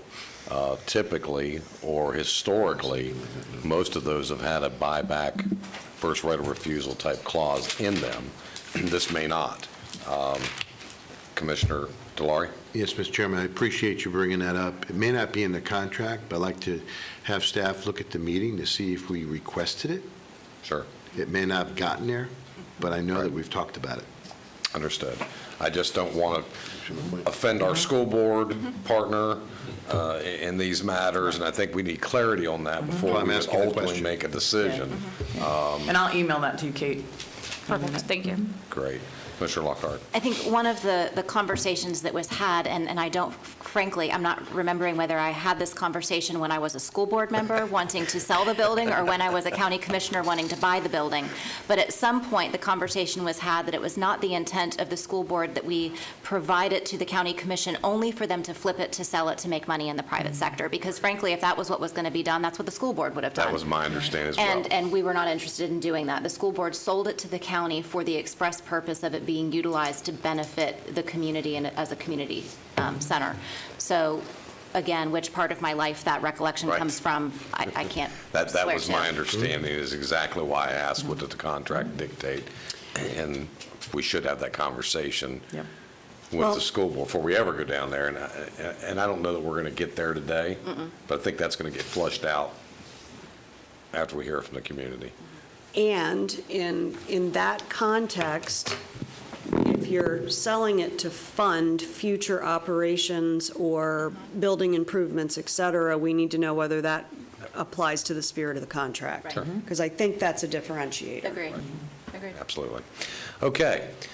No other questions for staff. Stay tuned, stay close. I'm sure we will engage once again very shortly. Yes. We'll go to the public. And again, I want to thank you all for being here from the public. We do value your input. So let's call up the first two names. If you all be kind enough to just start lining up at the podium. And we'll need your name and address for the record when you get to the podium. And then you'll have 3 minutes to speak. I would ask each and every one of you, out of efficiency and respect for everyone here today, if you agree with what is being said by the public, just thumbs up. Don't want to yelling or screaming or, yeah, that's what we want. I would also ask, try not to duplicate what's already been said by some of the other community members for efficiency purposes. So, Ms. Dominique, let's call the first two names and let's go ahead and hear from the public. The first two are Cora Sneed and Morgan Vogt. Ms. Sneed, Ms. Vogt.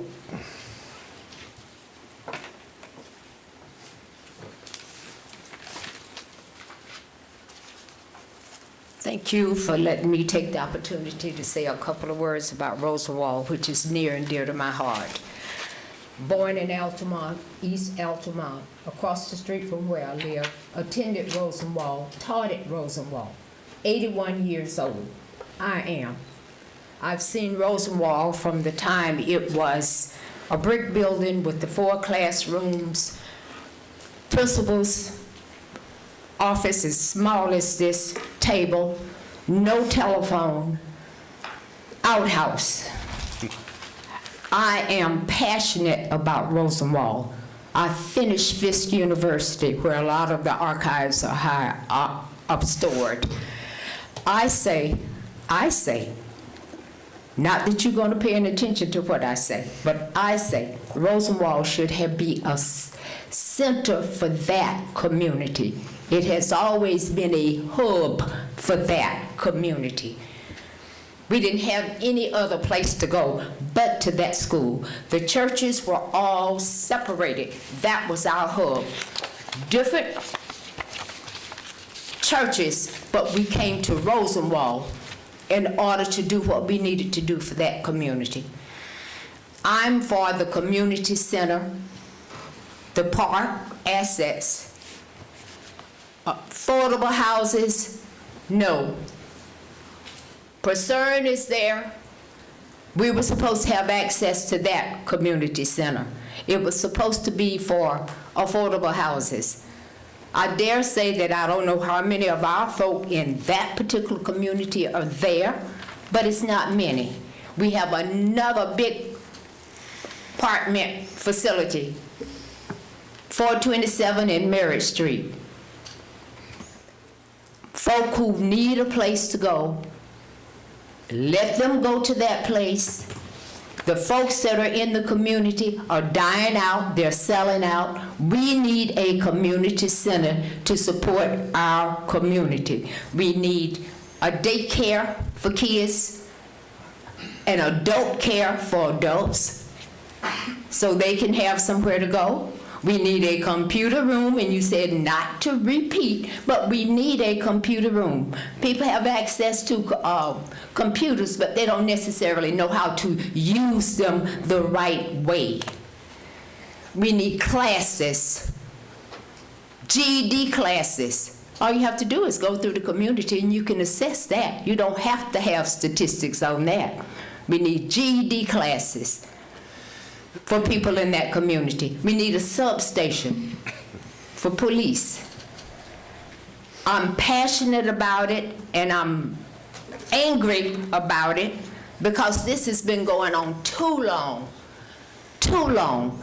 I was there when that building was built in 1951, the classroom that I taught in. I know that building is dilapidated and need to go, whatever. But if you do that community center, I dare say to you, people in Altamont would be proud. They need a place to meet. Churches can't accommodate us. The ministers don't have time to come back and sit with us through everything. So give us the community center. That's what I'm asking. Thank you. Ms. Sneed. Next up, Next is Morgan Vogt, and then it will be Frank Wells. Mr. Wells, if you would get lined up. Mr. Vogt, your name and address for the record, please. Good morning, Morgan Vogt, 1280 Amanda Street. We need you guys' help, guys and ladies. You know, I feel like we're just continuing dragging our feet on and on and on, years and years and years. You all know what we need. You all know what we want. Everyone has told you all so many times at so many of these planning, meetings and events and here. We need help. Commissioner Herr asked, do we do the affordable housing or not? I don't recall ever at any of these planning meetings anyone ever requesting we need affordable housing. Every time affordable housing comes, people from outside of the community come into the community. Like it's not our people that are moving into these things, so it's not going to benefit our community immediately. It's only going to bring elsewhere. Your other question was, do you sell off part of it? I know it's not financially good, but I think that we should keep it. It should benefit everybody. It's not cost effective to hold on to it, but I mean, just empty grass. If you don't need it, leave it as grass. Leave it as, people playing, volleyball, whatever the case is. But something that everyone, like she said, can come, gather, host community events, do that kind of thing. It should be there for us, I think we need you all's help to do whatever possible. We need a community center. We need it to benefit us. I don't believe we need any affordable housing. I don't think anybody should be making money off of, you are all of our property. It should be there for us. So we need your help, please. Anything you can do, please. Thank you. Mr. Wells, and who's up after Mr. Wells?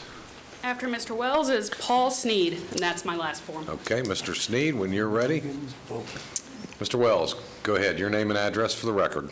Sure thing. Frank Wells, 415 East Pine Street, Orlando, Florida. Mr. Commissioner, Mr. Chair, Commissioners, staff, it's a pleasure to be with you today. Many of you will remember that the organization I run, Bright Community Trust, was the lead agency on one of the proposals you received for the Rosenwald property 4+ years ago. We have remained involved. We attend every East Altamont Community Association meeting monthly. Either I or my colleague Tracy Blue in the audience are there in support of the community. I think the community has been loud and clear that this community center is exactly what they want. What programming goes in there was clear before the prior RFP, was clear again through the Renaissance planning process. The request for no affordable housing is clear at every step as well. And unfortunately, the RFQ that came out a year and a half ago makes a very complex project out of this, right? Because you're asking for somebody who can do demolition and renovation of existing buildings, site work on a parks and rec kind of space, and affordable housing all in a single request for qualifications. That made for a very complicated project. We had met a number of times with several of you as well as with county staff to suggest that this RFQ should be separated out into its various components so that you could move forward as quickly as possible with this community center. So I'm glad to see among the options you're considering the idea of moving forward with that community center. I think that also gives an opportunity to fine-tune what goes in there. We heard a lot from the community and from some local community partners about the opportunity to put a community health center in there, but that wasn't necessarily a piece of the programming that's been evolved so far. That would take some dialogue back and forth, and separating out the community center piece of the RFQ, I think, makes it a little easier to have a conversation about what programming exactly goes in there in addition to community space and the education-focused space, the sheriff's substation and so forth that the community is requesting. Again, I think the community is very clear that the desire for affordable housing is coming from developers who see dollar signs.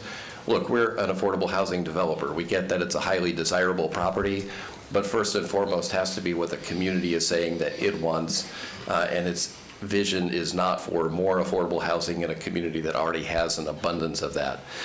So ask you please to listen to the community and to move forward with the community center quickly and leave the rest for future consideration. Thank you.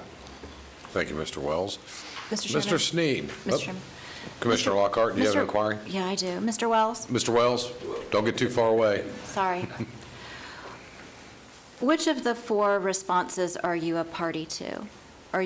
There's Archway, Banyan, Smith and Hensy, and Wharton Smith.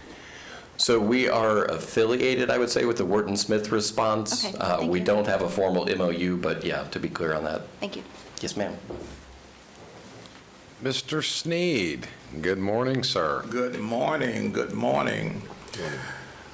My wife was up here before, but we lived together, but we both have views on Rosenwald. I taught at Rosenwald. For those who don't know me, I worked in state government for 33 years. I've been in Altamont since 1964. Since I've been there, there has been the Green Center, there has been restrooms and a fire station. That's the only brick and mortar that the county has done since I've been there in 1964. We need a place to meet. Ms. Lockhart, when she wants to meet, she has to go to the church. When the sheriff comes out and want to have a community meeting, he has to go to the church. If they're having an activity, they have to move it somewhere else. Some time ago, Cora and I allowed people to meet at our house. We can accommodate about 20. One of the things that really concerns me is that it's been said that we don't know what we want in Altamont. And Commissioner Lockhart, there are competing forces in Altamont. And at some point in time, you all need to say, hey, get it together. Put all those factions together and hit them upside the head and say, quit going separate ways. And I say that to you, Commissioner Lockhart, because you have been a subject of that. And I understand people pulling, but we don't have an advocate in Altamont. I applaud you all for Ms. Bronner. She hit it right on the head. That's the best thing ever happened to you all, to hire her, because her report mimics what we need in Altamont, and I applaud you for doing that. The other thing is, I'm 84 years old come May 1st. We can't wait to 1929. I want to see something. You all have access to different monies. You all gave Rolling Hills some money to buy the golf course. So you all need to go into your piggy bank and make this happen, because you might say I'm upset, and you're right. This has been going on for over 15 years. Commissioner, we met when you were at the school board. Yes, sir. It's been over 15 years, and this dog won't hunt. Y'all need to get it together. You all can find the money if you want to. You find it for everything else.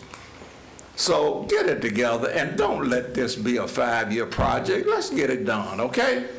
Thank you very much. Thank you, Mr. Steed, for your candid comments.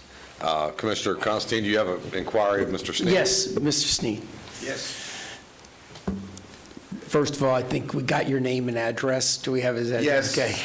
I'm in the same place. I understand. And I ain't going nowhere. At least he... Cora has told me before he sometimes came she'd here. rather be, that'd rather be different. But Yes, sir. the fact that, you and I have known each other for 40 years. Yeah. And I've loved working with you. First when I was in Altamont, I had part of this district before we redistricted. Carlton, Commissioner Henley and I, both had similar ideas when we were doing this because of all the things you said. He also wanted to bring in investment into that area.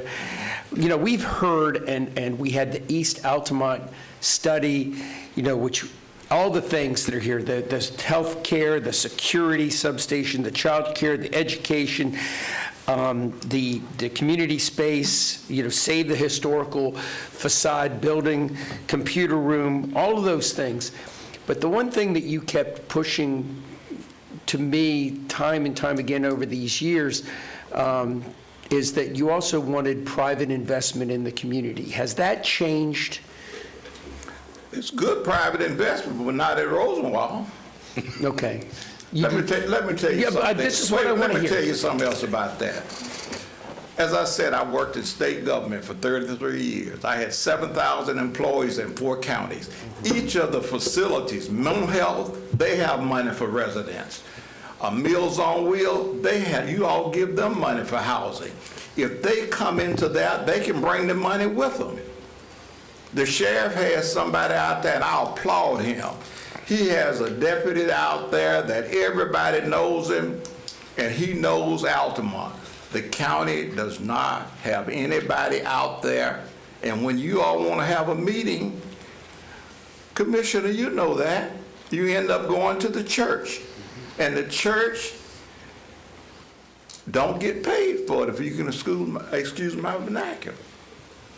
And I applaud all of you all. If you all want to have a meeting, get with the sheriff and say, where can we meet? Sometimes we have to go up and ask Frank, can we meet in his place? And that's a freebie. And it's embarrassing, we're in the county and we got to go to the city for somewhere to meet. And I'll give you another thing. My father-in-law sued to get out of the city of Altamont because they didn't do anything for us in Altamont. They didn't give lights, they didn't give roads and all of that. He went to the federal government and sued to get out of the city of Altamont.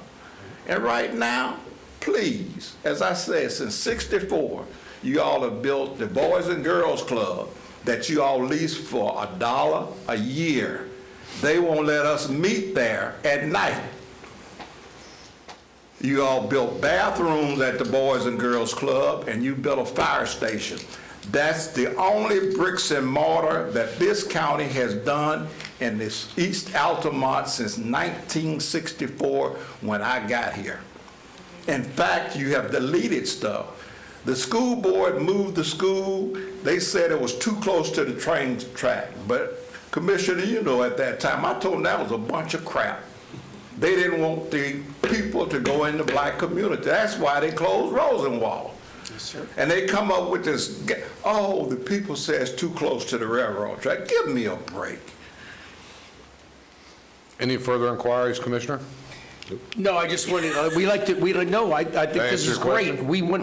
I think that was a very important, that how Mr. Sneed answered that. The one thing, though, because we do clarify, that was the school board that did that, not the commission.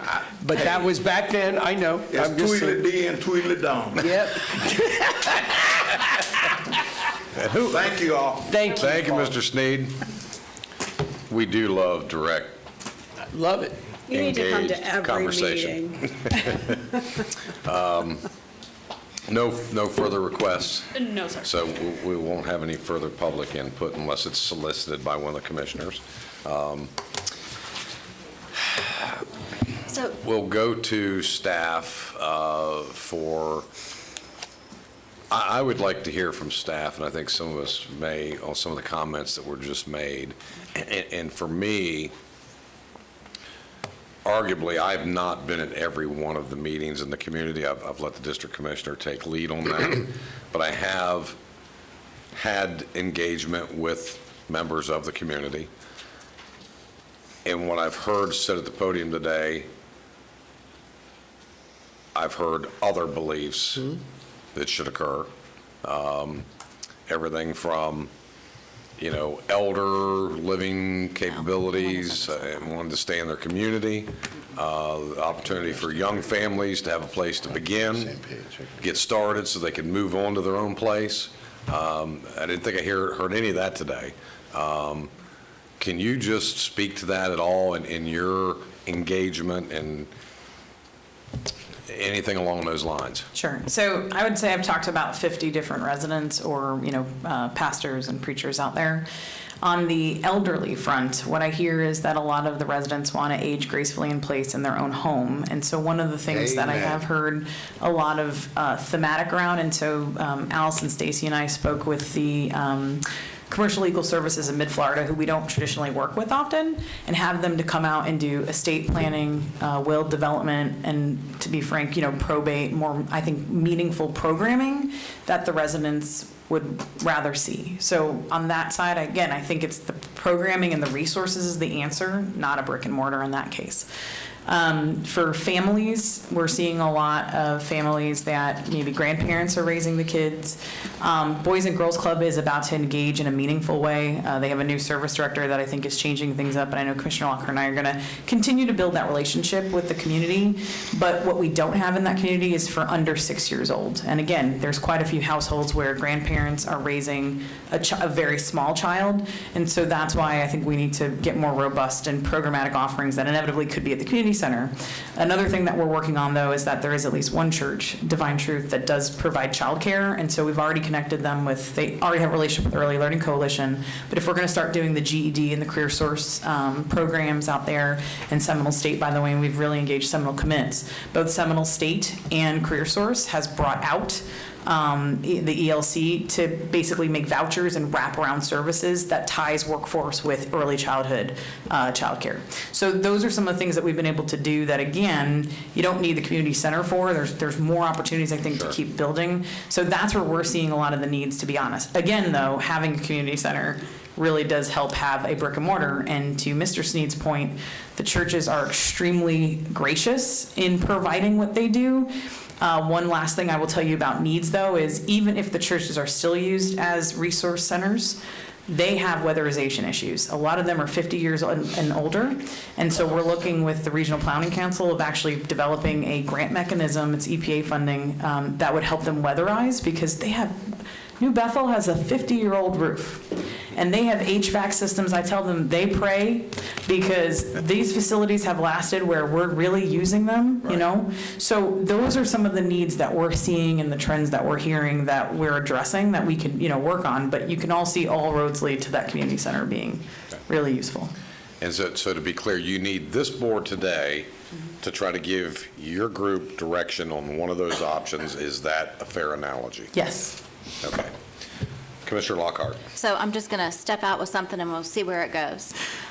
One of the reasons I did start with where we've been is so that we can continue to try to build trust with the community, because we build it and then we break it, and we build it and then we break it. And I'm hoping that with this, we are in a building phase.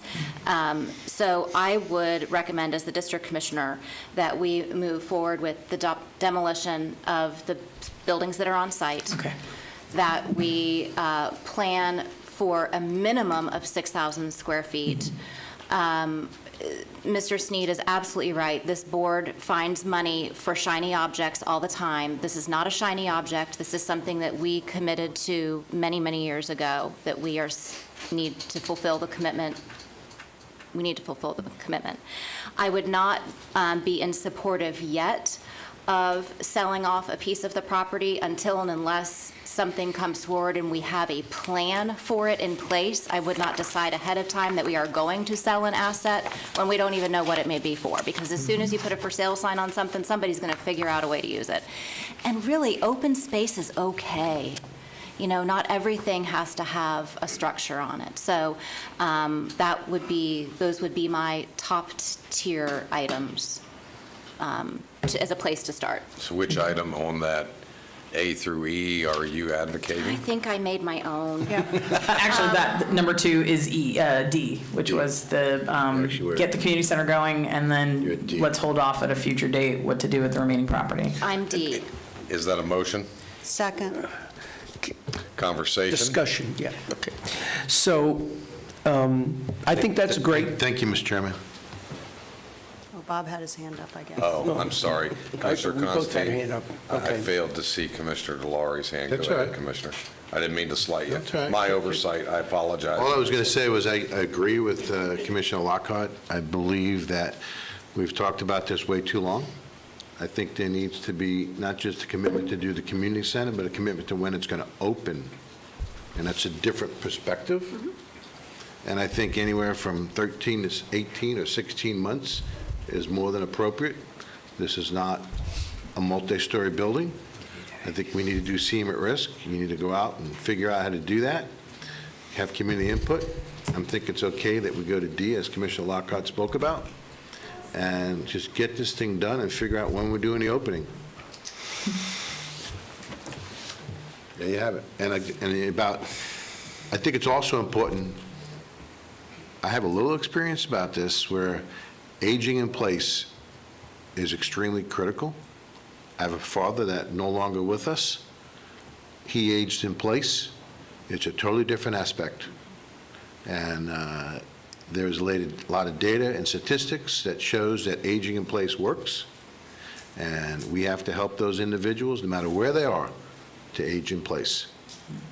And I think that doing the community center and not talking about the rest of the property until we actually have a plan, as Commissioner Lockhart spoke about, is the right philosophy.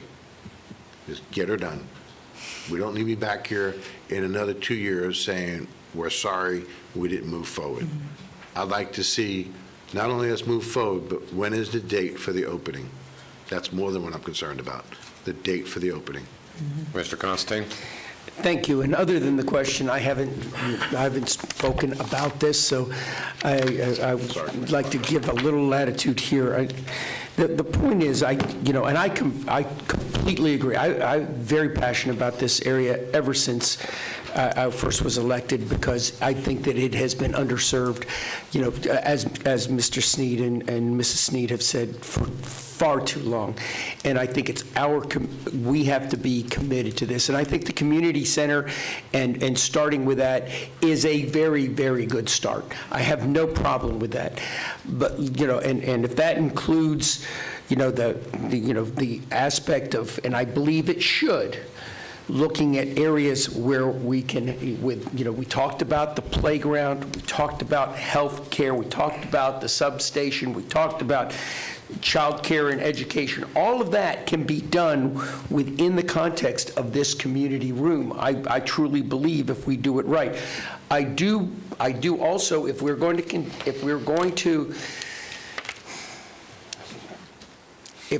to tear down the buildings, which it sounds like part of that, what we're doing. That was the first step in my motion. Yeah, I understand. And if we're going to do that, we should make sure that in the architecture, the design is of the historical nature of Rosenwald. I think we've all talked about that before. I'm not saying anything new. It's just that I want that to be very clear when we're talking about that the facade, the nature of this should be within the context of the way it, was presented, so that the community feels a touch of the history and the culture that have been there. Now, saying all that room, and yes, I love open space as much, if not more than anybody, but the fact of the matter is, there is going to be some excess space there that I think we should hold, because I do believe, whether in that East Altamont study that we had a while back, that we had presentations on, I don't think that 3 of you were here then, but all these things were mentioned.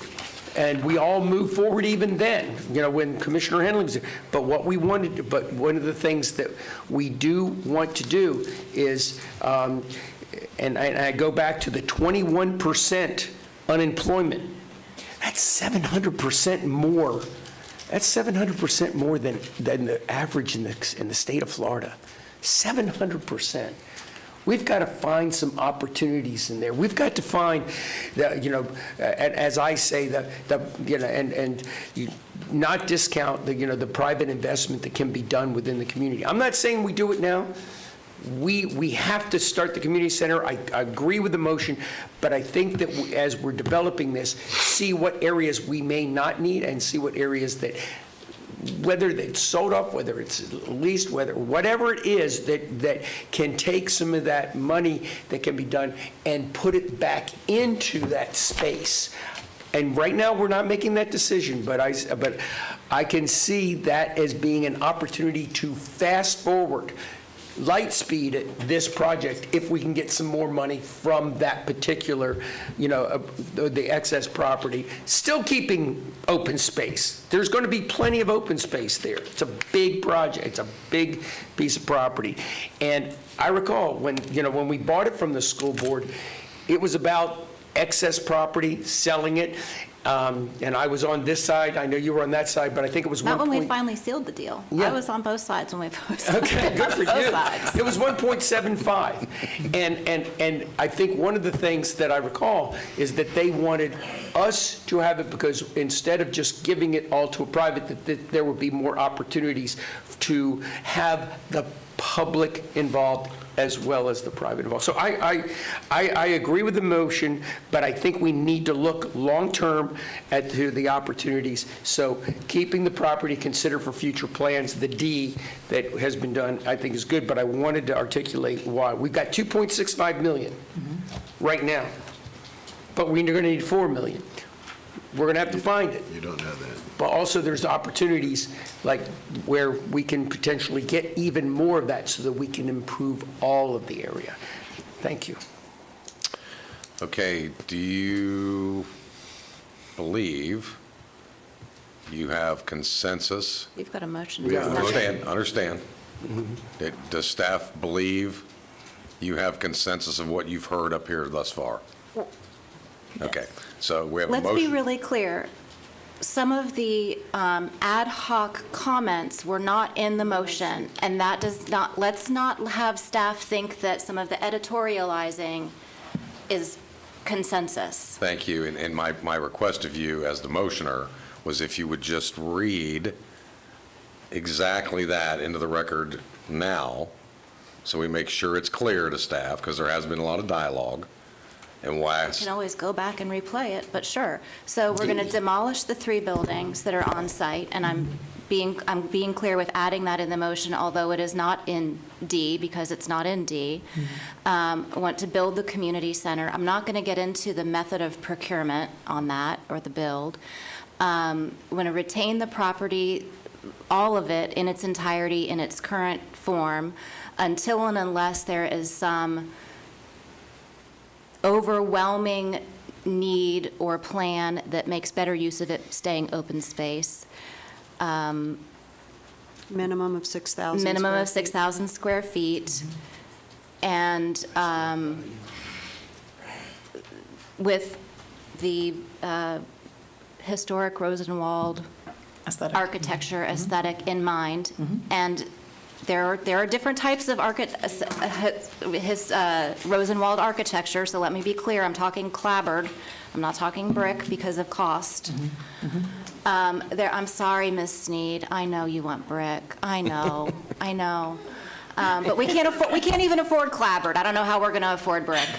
And I will add that the cost not be limited to the 2.6, because now I'm gonna editorialize. These are the crumbs left over from ARPA. This board made a commitment to do a project, and somehow staff is coming back to us saying, well, this is what you have because this is what's left after all the other needs were met. And as the district commissioner, and for as much time as I've spent working with the community on this project, frankly, it is offensive. So 2.6 is not the number from this commissioner. And if that means that, we buy one less golf course next year, so be it. So that's my motion. I'm not sure I can follow that, but does the seconder agree with all that? So the seconder agrees with that, with the last editorial comment that I never thought 2.6 was the number. I don't, I just wanted to make sure, So because someone said for it the was. record, I think the number that was thrown out there, which scared me a little bit, was 4. Not scared me in terms of the number, but scared me in how we throw numbers around without actual, right? So we're not putting you on the spot for that. So yes, I agree with it. Mr. Chairman. Kidley. We have a motion and a second. We've had dialogue. I'm going to call the vote. I just need clarification, sir. Okay. I never said that that's what I wanted to spend on it. I said that's what the staff had said we had left, Sure. 2.65. I said also they had said that we had to pay for, that they had estimated 4 million, and I said, we're going to have to find that. So I don't want that I want that clarified. And I think I flushed that out Okay. in the initial staff presentation on asking for the cost of the site work, asking for the O&M. Hopefully, everybody heard that. I think the audience heard that. I think the community heard that. All those in favor? Aye. Opposed, like sign? Hearing none, carries unanimous. Thank you all very much. Thank you all I have for another being question. here. Sorry. Commissioner Sorry to Hurd. interrupt you, but I didn't want to go sidewise on the motion, which is why I'm asking. I realize I'm doing this out of order, not that I am out of order. I want to go back to the 4 responses to the RFQ and understand where that is in process. Is that closed out? Yes, it was. I can answer that. It was closed April 11th, 2023, and all 4 of the entities were told about that by mid-May. So yes, Okay. it's closed, and it's just a request for qualification, so it would be this board's decision to do, something new or what happens next, so. And on that point, I want to make sure there's clarity.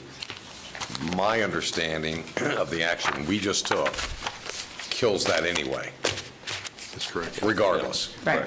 There's nothing Correct? moving forward on Absolutely. that. Got it. Right, that's what I was trying to get Yeah, out on the record, understood. that this is all Yeah. Okay. forward. And if I could just add one thing real quick, Yes, not sir. to belabor, is that you will see this in the June budget work session meetings as well. So Yep. but you will Absolutely. see an update on Great, this. thank you. Great, thank you very much. Thank you all for being Thank here. you. Thank you for our patience. Sometimes we could use some adult daycare up here, but that's a whole nother story. But thank you all for being here and allowing us to work our way through this. So enjoy the rest of your afternoon. We'll be in recess until 1:30.